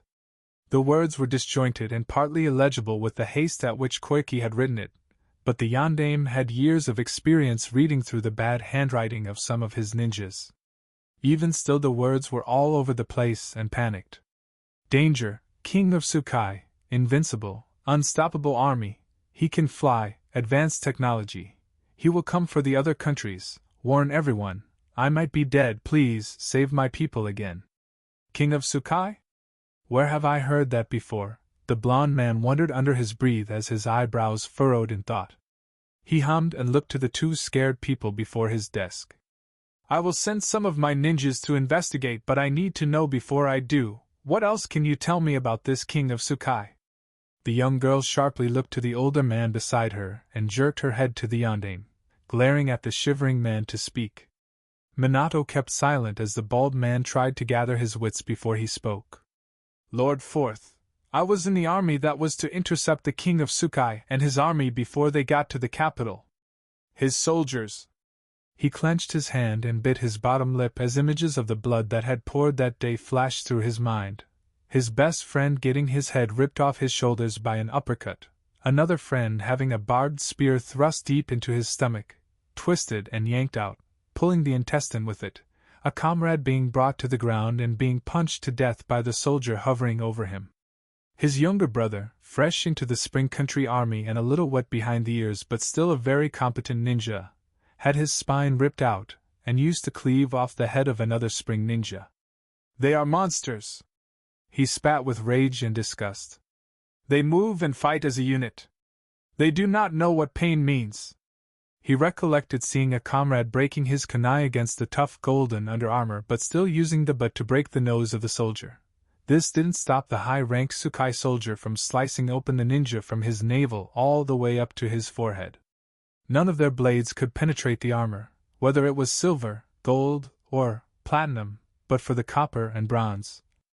A comrade had driven his fist through the chest of a Tsukai soldier, and instead of falling onto his knees the bronze rank used the position to break the elbow with a knee kick, put the limb, and use it to continuously bash the head of his opponent. And their king, he did not do any of the fighting, he just whooshed off the ground and watched us get crushed. Whooshed? Minato asked with an eyebrow raised. He flew up into the air. He can fly, huh? From the general analysis he had gotten from the shaky, paranoid report of the foreign ninja he could gather that the Tsukai soldiers were as close to unbeatable as unbeatable could ever be. But he was still interested in this King of Tsukai, and why that name just sounded so familiar. Describe this King of Tsukai. He has the palest skin I have ever seen, red hair that looks like he soaked them in blood, and his eyes. He had to pause to gather himself. He had black eyes, with red rings in them. Were they concentric red rings, I mean circles? The yondaime asked slowly. The man looked at him in surprise before he replied with a simple yes. The Namake's Hokage clasped his fingers together, perched his elbow on his desk and narrowed his eyes in a faraway look. The description the man had given was similar to the one his former teacher, Jiraiya the Toad Sage, had given of one of his first students, one among a group of 3, that had red hair and the same described eyes, but with the difference that they were purple with black rings, not black with red rings. Whenever he asked Jiraiya to elaborate, he always said that things always came easier for the boy. Taijutsu, ninjutsu, and even genjutsu. He was a fast learner, and he associated it with the eyes. The eyes? The third dijutsu. The Rinnegan. That was the name of the dijutsu, but that was close to all he knew, except that Jiraiya suspected the child, he still couldn't remember the boy's name, was either a descendant of the Uzumaki clan or the Senju clan. Could it be that there was a completely different Rinnegan holder with a more sinister pair of eyes than the child Jiraiya trained? The Toad Sage had said that the boy had died. He needed to dig deeper into this because if indeed it was a different Rinnegan holder, and one that led an army of monsters, then he had a lot of questions. Did the different, more menacing color mean that it was stronger? Was the Rinnegan holder the thought to be dead former student of Jiraiya? This army of monsters, were they indeed unbeatable as the man claimed? And the King of Tsukai, the Kingdom of Tsukai, why was it all so familiar? Suki! He shouted and his assistant popped in.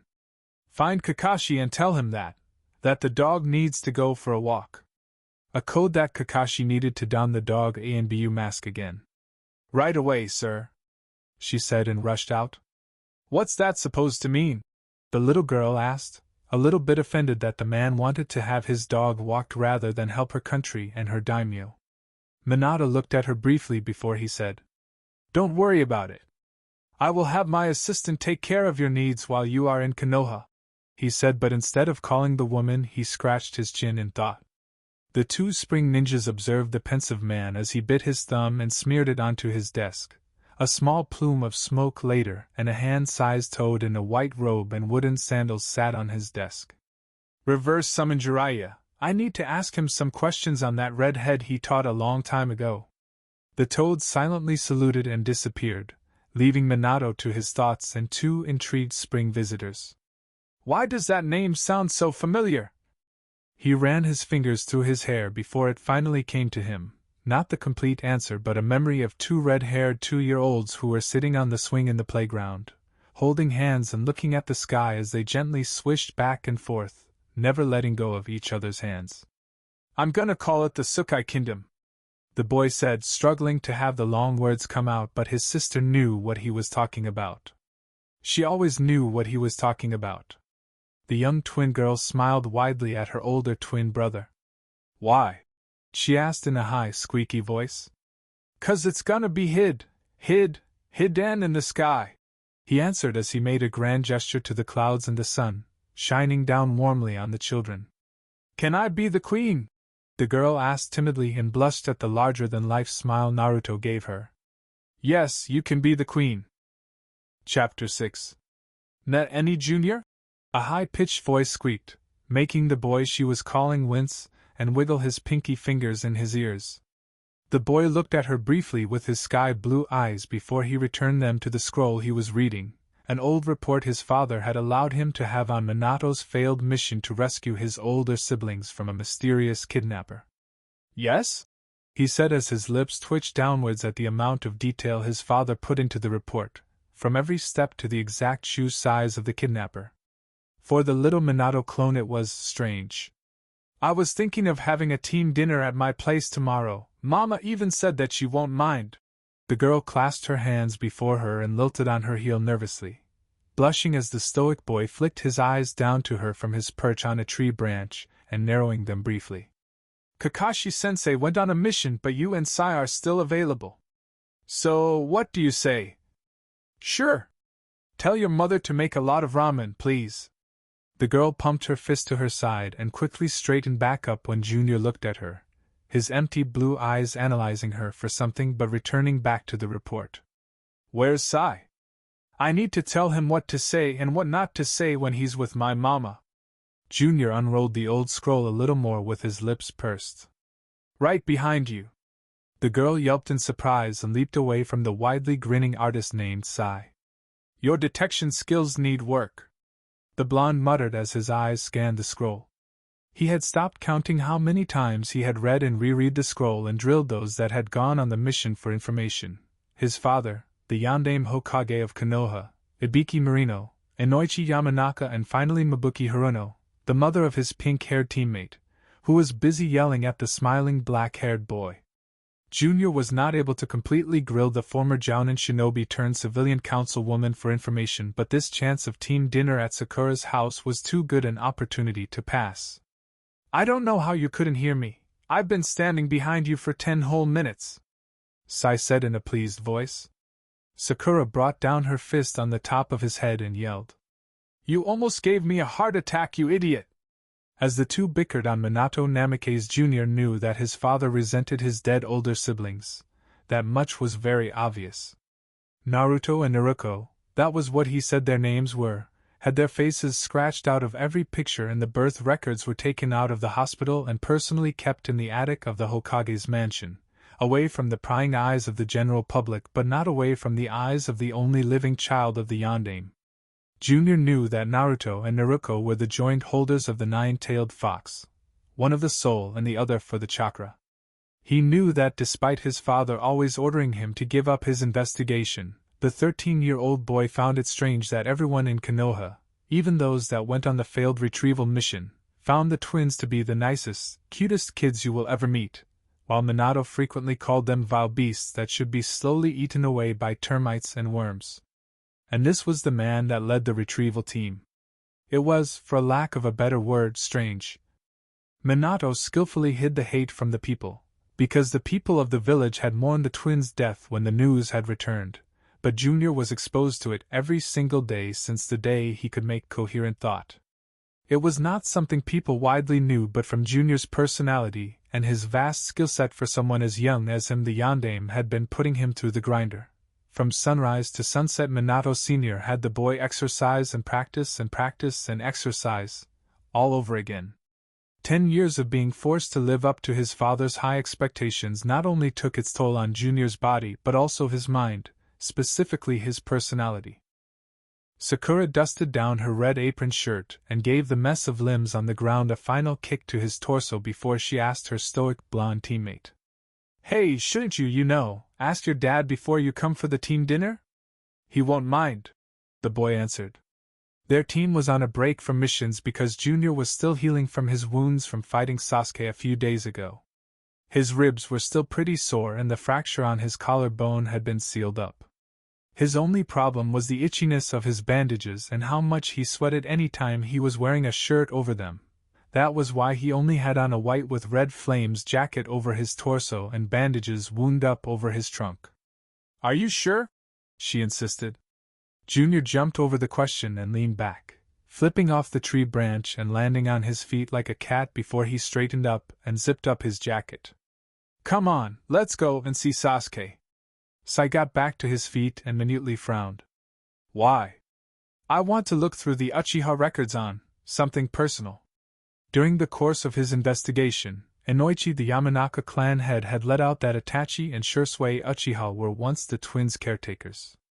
The Minato clone wanted to know who his siblings were, if there was even a slight possibility that they were still alive, and gain closure for how broken his childhood was.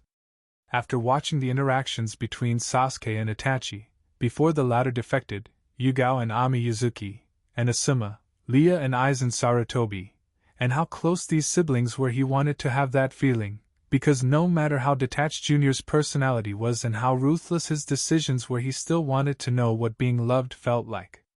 People said that the twins had love in their heart to spare, but these people chose to stay away from them like the plague out of fear for the wrath of their father.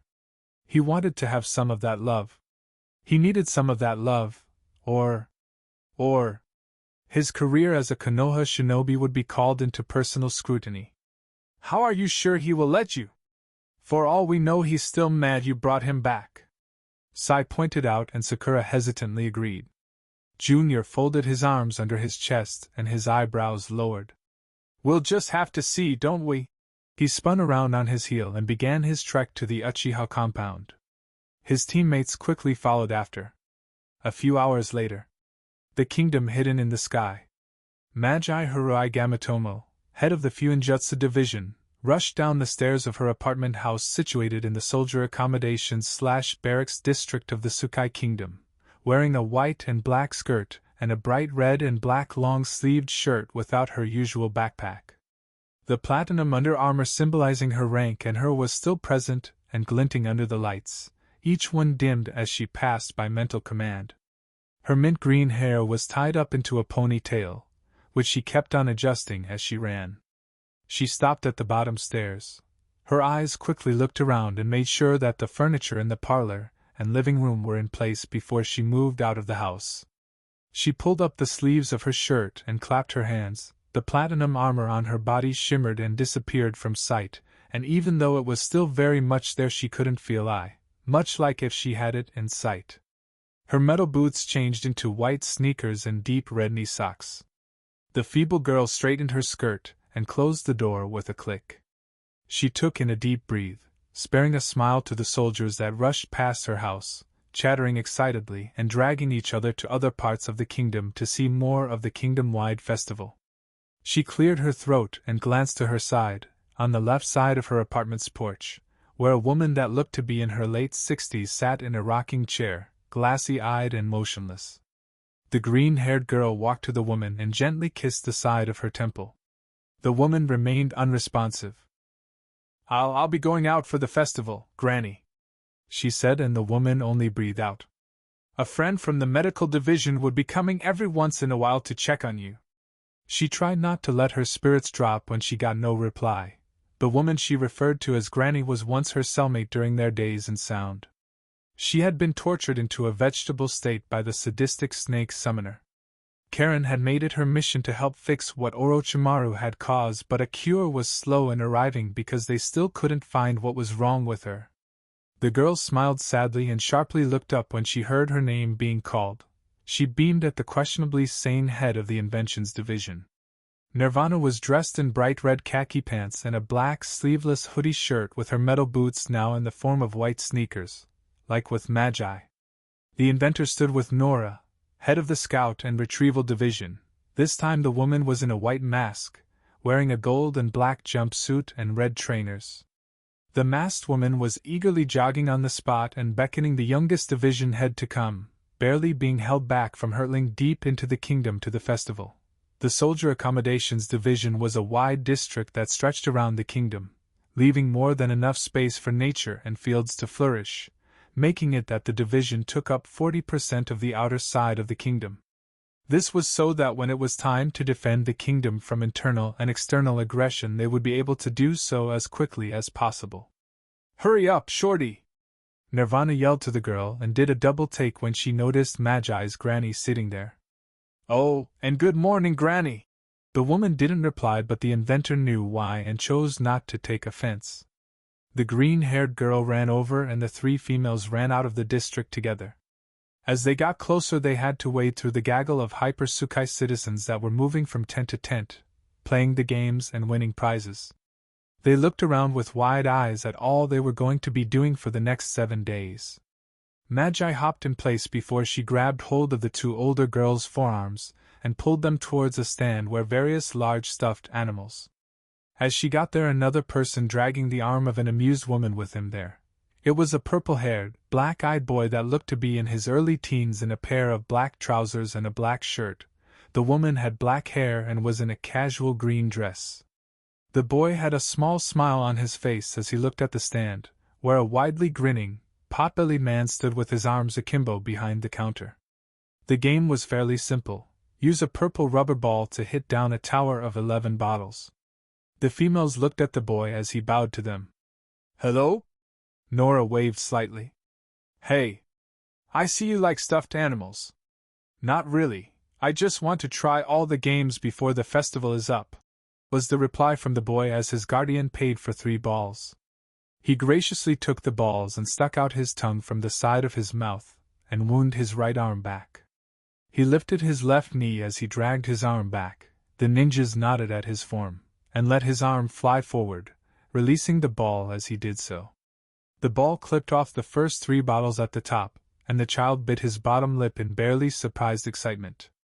Then he looked at the other teen with mild shock. "I'm sorry, did you want to have a go?" "My name is Magi," she said in a shy smile to the almost expressionless boy.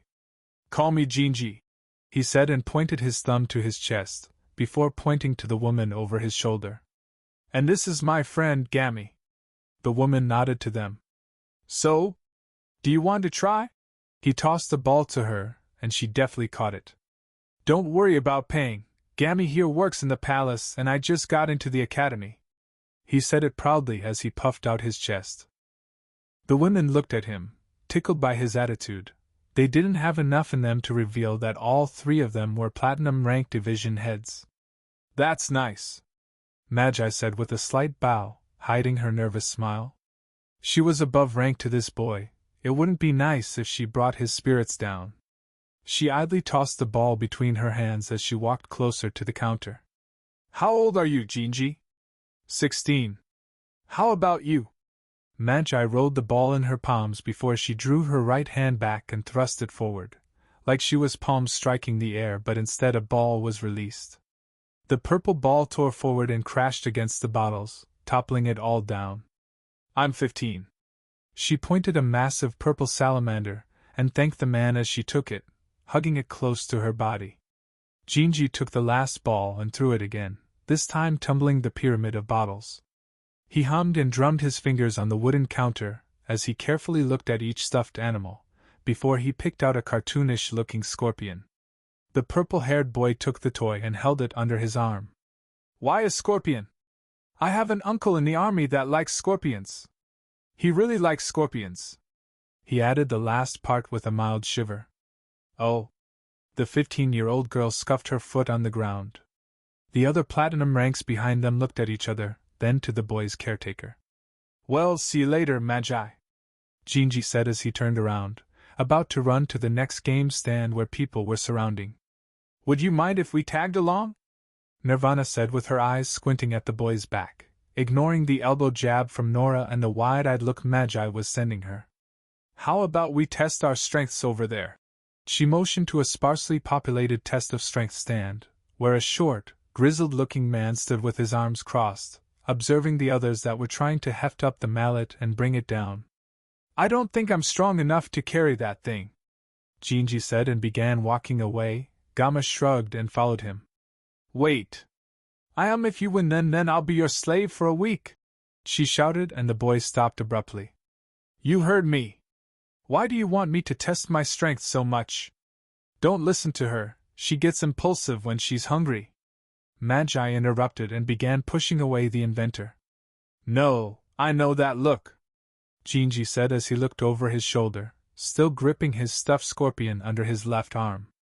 "She thinks I'm an imposter." "I didn't say that, Dash," Nirvana tried to say with her hands waving for the boy to calm down, her eyes large like dinner plates that he had caught on so quickly. "You don't need to say it," he said before she could finish. "Look, you look like someone I know. That's all." She trailed off as Jinji fully turned around, flashing a quick knowing smirk to her. "My lord!" The purple-haired boy shook his head with a wink. "No, my name is Jinji. You must be confusing me with someone else." Those that walked around them unashamedly eavesdropped on their conversation, though they were not able to grab the main points with the small hint the king of Sukai had dropped.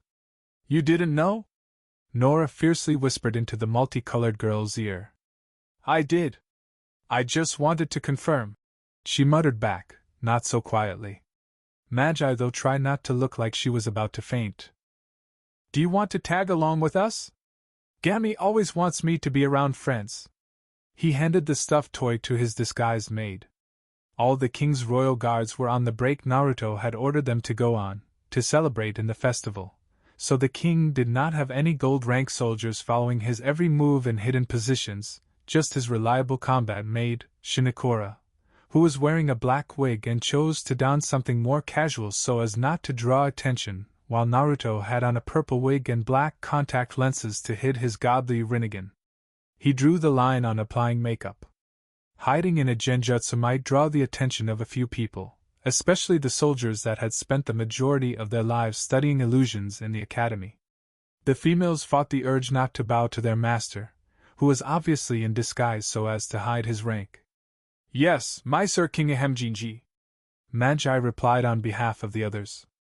The majority of the festival took place around the royal palace of the king, which was placed on a highly raised platform at the very center of the kingdom, giving the king a good view of his whole kingdom. This didn't mean that places at the edge of the kingdom were left out of the festivities. In the soldier accommodations district the bars there open and all the drinks were free, as by the king's order. Naruto would pay for the drinks from his treasury. The king looked around with his mighty but hidden Rinnegan eyes and ducked into a dark alley. His subordinates followed after him, not drawing too many eyes besides the undercover police officers, who recognized the 3 division heads and left it be, though they kept a vigilant ear out if they needed help. A police officer never truly went on a break, even if Naruto had ordered for their vigilance to cool down a bit. Shinikoro Origami stayed at the mouth of the alley, just shaded by the darkness, and allowed the other 3 females to pass by. The king hopped onto a dumpster and sat down. He leaned back and looked up to the sky. It was about 5 in the afternoon, and the weather was very pleasant, caressing his skin with warm breeze and making the Rinnegan king's sign in comfort. He closed his eyes and placed his hands behind his head. "You have questions?" he assumed, and the females standing before him, their king sitting on a fairly clean dumpster. You're free to ask. They couldn't hold back the impulse to place their hands over their hearts and tilt their heads down to the ground, and despite having his eyes closed and supposedly unaware of their movement, the king still puffed out an air of frustration. Why are you in disguise, my lord? Nora asked first. Is your life in danger? Jinji, Naruto corrected for the second time and answered. And no, I want to truly enjoy this festival without worrying about being bowed to left and right. I will be fairly busy during the course of this festival, and the first day might be the only time I have to really relax. Why not pose as a higher-ranked official than a new academy student? Nirvana queried. Naruto shrugged. I just felt like it. Sir Jinji, if I may, I do not think it is proper for one such as you to walk around without proper protection, Nora said, putting her foot down with a mildly trembling voice. Naruto's lips twitched down, but he kept his eyes closed. Are you assuming that we have an assassin after my head in my own home? Among my own people? The masked woman sputtered. No. I did not mean to assume dash. Are you saying that if anything remotely bad happened, and that is a big if, then my police officers are not more than enough to contain it? SSSS, sir. Are you saying that I do not have the ability to protect myself? He sat up abruptly, and the shaking woman fell onto her knees immediately, making sure her hand was still over her heart, and her eyes were on the ground in subservience. That after everything you have seen me do without lifting my hands I still need constant security? The fact that he spoke in a calm, low voice was what sent chills down the spines of the division heads. There was no oppressive force on their shoulders. There was no bloodlust in his voice. He did not even glare at them. He sat forward, propping his hands on the wide metal lid of dumpster at his side. That my servant, Shinikora, is not fully capable of defending me if I ask her to? I apologize, my lord Naruto. IST stepped out of L line. It will not happen again. Naruto stared her stoically for a few seconds before he leaned back again and looked at the clear sky. No, it's fine. You are just looking out for my safety, but I would prefer it if you did not think of me like some sort of regular grounder daimyo that is heavily dependent on others to defend him, he said, speaking of how the daimyos and leaders on the ground mostly had no prior knowledge of combat and hid behind their soldiers. You are not a grounder, sir. You are the great king of the Tsukai kingdom. The greatest and mightiest leader the world has ever seen and will ever see. Nirvana piped up, trying to quell whatever anger was in her leader that he did not make them see. Magi bobbed her head in agreement. You do not need protection, my king. We your people need your protection. They were trying to stoke his ego so he didn't crush the head of Scout and Retrieval, Nora, into a bloody paste. It wasn't working because the king was not angry in the first place. It's fine, Naruto said as he waved for them to calm down. But when I am in this disguise I am Jinji the academy student, understood? Yes, Jinji. Good. Now, I trust in the abilities in the Inventions Division and Fuinjutsu Division to have the perfect device to protect our home from external aggression of any kind, whether it be jutsu, bombs, or physical attacks. The floating island kingdom was being kept in the air by strong solar-powered engines that powered massive, heavily muffled fans that constantly spun so that the kingdom was able to stay in one place at a time unless those that worked in the controls were ordered to move the kingdom. These engines were hidden behind Fuingenjutsu that summoned clouds to hide them and cover the sound from the notice of the grounders, also swaddling the kingdom in clouds and sunlight to hide its presence. If by chance they were found, then there was a translucent bubble of chakra that covered the island kingdom, able to take even the strongest lightning attack constantly until soldiers arrived to repel them. I have looked at each security measure myself and I have personally approved them, or have I not? You have, Jinji. Magi replied. Remember this, I was the one that assembled people to fight for my cause, but that is not all. I am obligated to protect them. Not because it is my duty as a king, but also because I want to protect them. I would use my last breath to ensure all of your safety, despite how selfish my ambitions are. Your ambitions are our ambitions, Nora said. And we are forever honored you regard your people to such extents, Nirvana added. The Rinnegan king opened his eyes, showing the black contact lenses there, and sat up. Well, I think this is more than enough of this talk. Go and enjoy the festival. Do you mind if we accompany you? Magi asked, watching as their king deftly hopped off the dustbin and dusted down the back of his black pants. When he looked at her with slightly narrowed eyes, she hastily said, "So that we can enjoy the festival with you, my king, I mean Jinji." "Fine, try and keep up," he said, in a tiny, excited smile spread on his face, and he raced out of the alley with Gammy, still holding the stuffed scorpion the king had won.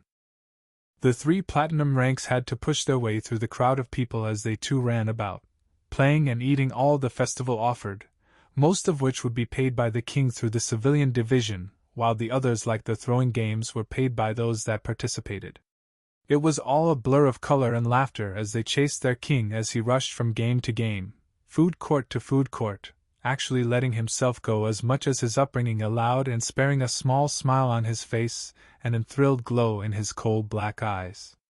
At one moment they were all trying a dart game and another Nirvana was in a dance competition against a dark-skinned man with 4 arms, then it all slurred together, and Gammy tried her hand eating a spicy pepper, making the gloating chef gape in horror when the disguised soul of the 9 tails swallowed 10 flaming hot peppers with a large, toothy grin on her face.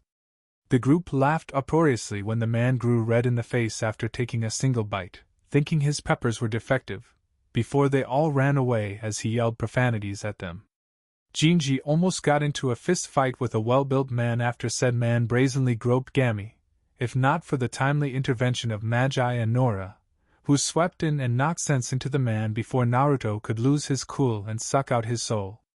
The mood took a slight dip after that until they ran into Satoshi, the head of rescue and support, and Mora, headhunter ninja for the kingdom. Both were wearing casual sleeveless shirts and black pants, though instead of sneakers or trainers they wore black boots. They waved over the group and did a double take when they saw Naruto in his Jinji disguise, though they silently, mutually, agreed to go along with it, even if they decided to still give him the respect of a king. Mora and Nora immediately threw their arms over each other's shoulders and the ever-so-happy Satoshi and Nirvana began chattering amongst themselves. Jinji walked in the middle, but even still he dictated where to go by subtle bodily cues. "Hey, Jinji," Satoshi said as he turned back to the disguised king. "Would it be okay if I left to go and see Hamato at the Grey Tusk Bar back in the SA, Soldier Accommodations Division? We have some important things to talk about. Is it something I should be made aware of?"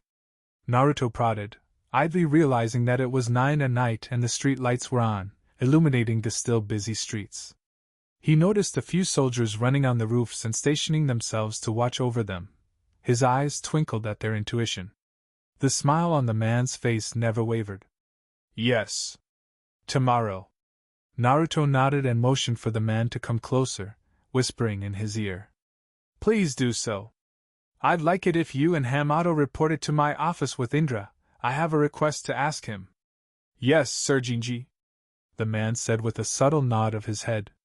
He soon melted into the background and vanished in the crowd of people. The king saw some of the police patrol back and forth in the crowd, some dragging with them handcuffed people that had been causing trouble. As the night went on, the throng of people thinned and the patrol increased, until Naruto became tired and decided to return back to his palace. Naruto's eyes burst open and he quietly groaned as the sleep gently left him. He tried to sit up, but a weight on his chest kept him in place. He looked down and blinked twice when he saw a white head snuggling close to his chest. His eyes ventured to his right, and there was a mop of rainbow-colored hair hugging his arm, and then to his right there was mint-green hair. All 3 females moaned tiredly when he shifted his arms, making him realize that he had them wrapped around their shoulders, pulling them close to him under the thick blanket. The king breathed gently and his fingers twitched. The girls were lifted off his body and he levitated upwards a little. His control over gravity pulled him out, and he allowed them to drop gently onto the bed. The Rinnegan holder landed on his feet silently, sparing a quick look to the girls before he proceeded to his bathroom.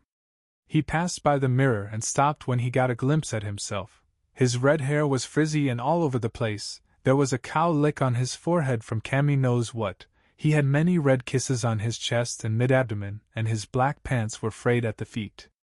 The teen rubbed out the last vestiges of sleep from his eyes and walked into his bathroom. He had a crazy, partly memorable night.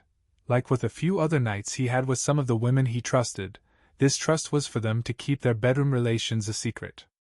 It wasn't the first time he had invited more than one female into his room, and with his almost insatiable Uzumaki libido it would most definitely not be the last. It was good that he didn't just ask any random woman but rather people that had sworn an oath of secrecy mainly due to how close they worked to his office. Shinokura was usually the one that participated in the nightly, and sometimes daily, romps in the bedroom, but he had sent her out on an errand in the kingdom as they reached the palace. The king stepped out of the bathroom, steam billowing in his wake as he rubbed his hair with a towel. He passed the bed where the girls lay on, Nirvana, Nora and Magi, and entered his wardrobe. He emerged in a short-sleeved red shirt and pants, his obsidian underarmor now in plain view. He opened the door and passed by his maid as he walked out. The woman followed behind him, making sure to close the door to hide the decency of the exhausted females sleeping in the king's bed. "Indra and the others are waiting for you in your office," the fox said to her king.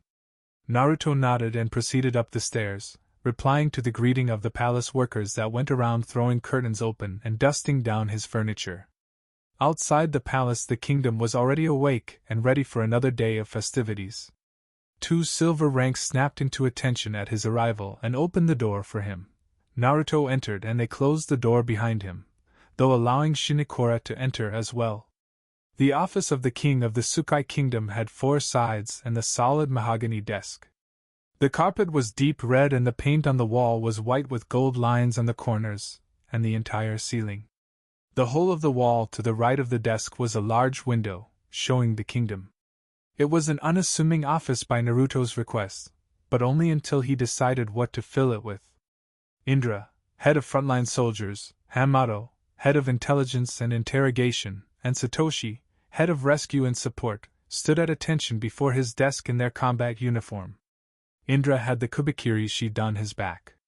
Naruto smoothly sat down and relaxed in his chair. "Before we begin, Satoshi and Hamato." He motioned for them to speak. Hamato was the one to speak up. "We were discussing on what you wanted us to do during our last division head meeting here in your office." Naruto nodded in understanding, recalling that he had tasked the division heads to prepare for what would happen after the festival. He also assigned specific functions to specific members. To the 2 heads he gave them the task of keeping watch of the countries he had already conquered. He told them to go on. "Our tracking chip tells us that Madame Koyuki is currently meeting Hatake Kakashi." He unsealed a scroll from his palm. "This is what they discussed so far. Do you want us to have Kakashi and his team taken care of?" He gave the conversation manuscript to Naruto, and he opened it. His smile increased fractionally and he handed it back to Hamato, his fully exposed Rinnegan glowing with joy. "Perfect. That is exactly the message I want Konoha to get. Speaking of messages..."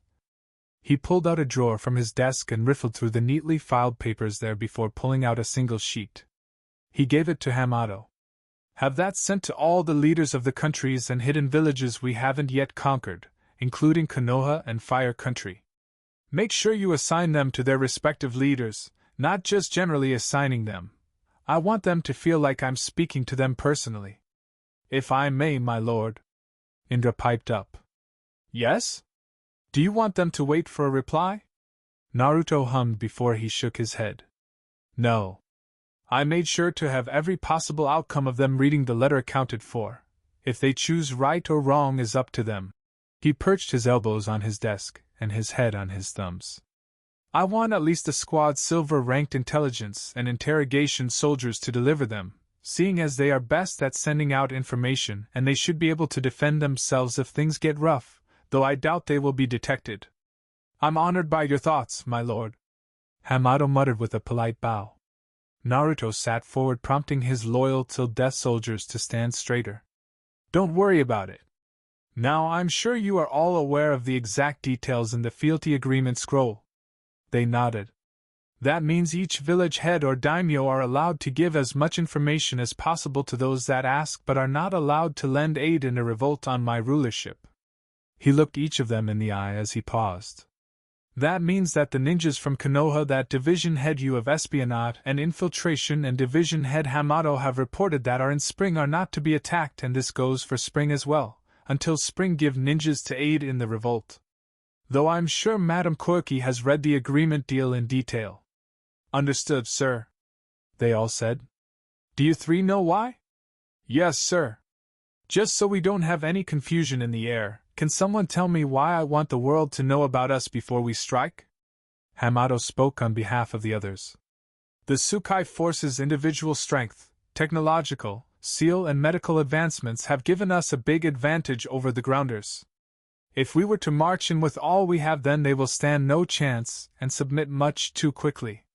And we want them to prepare as much as possible so that after we defeat they will realize that no matter what, the Tsukai Kingdom will always be great. He faced Indra. Will you be free by noon? Yes, sir. If you will be busy with your duties, I won't mind. Naruto insisted. I just have a routine weekly inspection of the barracks and the accommodations district, and am meeting with Division Head Karen of Medical for the report on the well-being of your soldiers. What is it you want me to do, sir? I want to have a quick spar to see if my skills have dulled. I do not think they have dulled, Indra said as he momentarily lost his cool. His king wanted to fight against him. It was cause to panic for him. Naruto waved for the man to relax, even though the only indication that he was panicking was the light dusting of perspiration on his forehead. It's just a quick eye and body check. Do not worry, I will not go overboard. Push those scheduled inspections and meetings down to this evening. I want that spar soonest. I am humbled you want to fight me, my lord. You may all go. The platinum ranks bowed and left his office. Shinokura, I have a mission for you. The maid stepped before his desk and bowed, awaiting his command. What is it you want me to do, my king?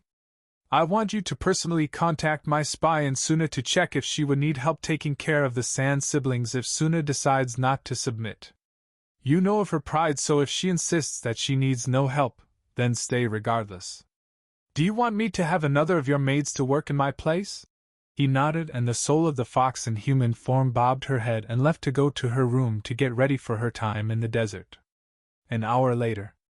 The Hokage's office. Hokage's tower. Kanahigaku no Sato. Minato rubbed his forehead. Kakashi and his team must have reached Spring by now. He tiredly stalked to his desk. His assistant greeted him, and he flippantly answered with a wave to her. His eyes suddenly became clearer at the letter seated safely on his Hokage's working table. He suspiciously looked around his office, not seeing anything out of place besides the widely open window, allowing in the cool morning air into his workplace. His bright blue eyes stayed on the window, his left hand inching behind him but stopping when the shadow hidden behind the curtain lightened. Strange. He pulled out a small scroll from his white with red flames cloak and tossed it onto the scroll on his desk. It burst into white smoke, and a minute later he blew away the smoke with a low-level wind jutsu, revealing the scroll to be untouched and unaffected, meaning it was safe and without any traps on it. He swiped it off his desk and unrolled it. To Minato Namikaze, the Yandame Hokage of Konoha. I am Naruto, the king of the Tsukai Kingdom and leader of the Tsukai forces that successfully invaded Lightning, Spring and Water countries. If you are not aware of this fact, then you may go and inquire about them. The daimyos and kages are permitted to give as much detailed information they want. Those three countries, all respectable foes in their own right, were no match for my soldiers. They all fell in 2 days. That means that I invaded 2 countries in 1 day, and the third was a few hours after sunrise. If this is not enough to convince you of our might, then, again, you may ask the daimyos and kages of the places I conquered. I am certain they will tell you of how easily we took them down, and if my assumptions are correct, then Spring Country will have video surveillance. I made sure they weren't taken out as I walked in. My orders are simple. If you wish not to be trampled under the might of me and my army, then unseal the fealty agreement scroll from this letter and sign it. But if it is shredded to pieces, then I will immediately be notified, and I will assume that your country wishes not to swear fealty to me. But if you sign it, then we will pass by in 6 days to collect it. Not signing at all will also be taken as defiance, and I will subdue defiance, or destroy it if I see fit.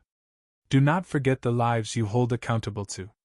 If you disagree to swear fealty to me, then I will have no other option to come to there myself to show you exactly why I am king of the Tsukai kingdom. I will give you 6 days to decide the fate of your people. The fate of your people lies in your hands. The king of the Tsukai kingdom, Lord Naruto. Minato slowly lifted his eyes off the letter and hissed in fury. So you're still alive, you little piece of dog shit.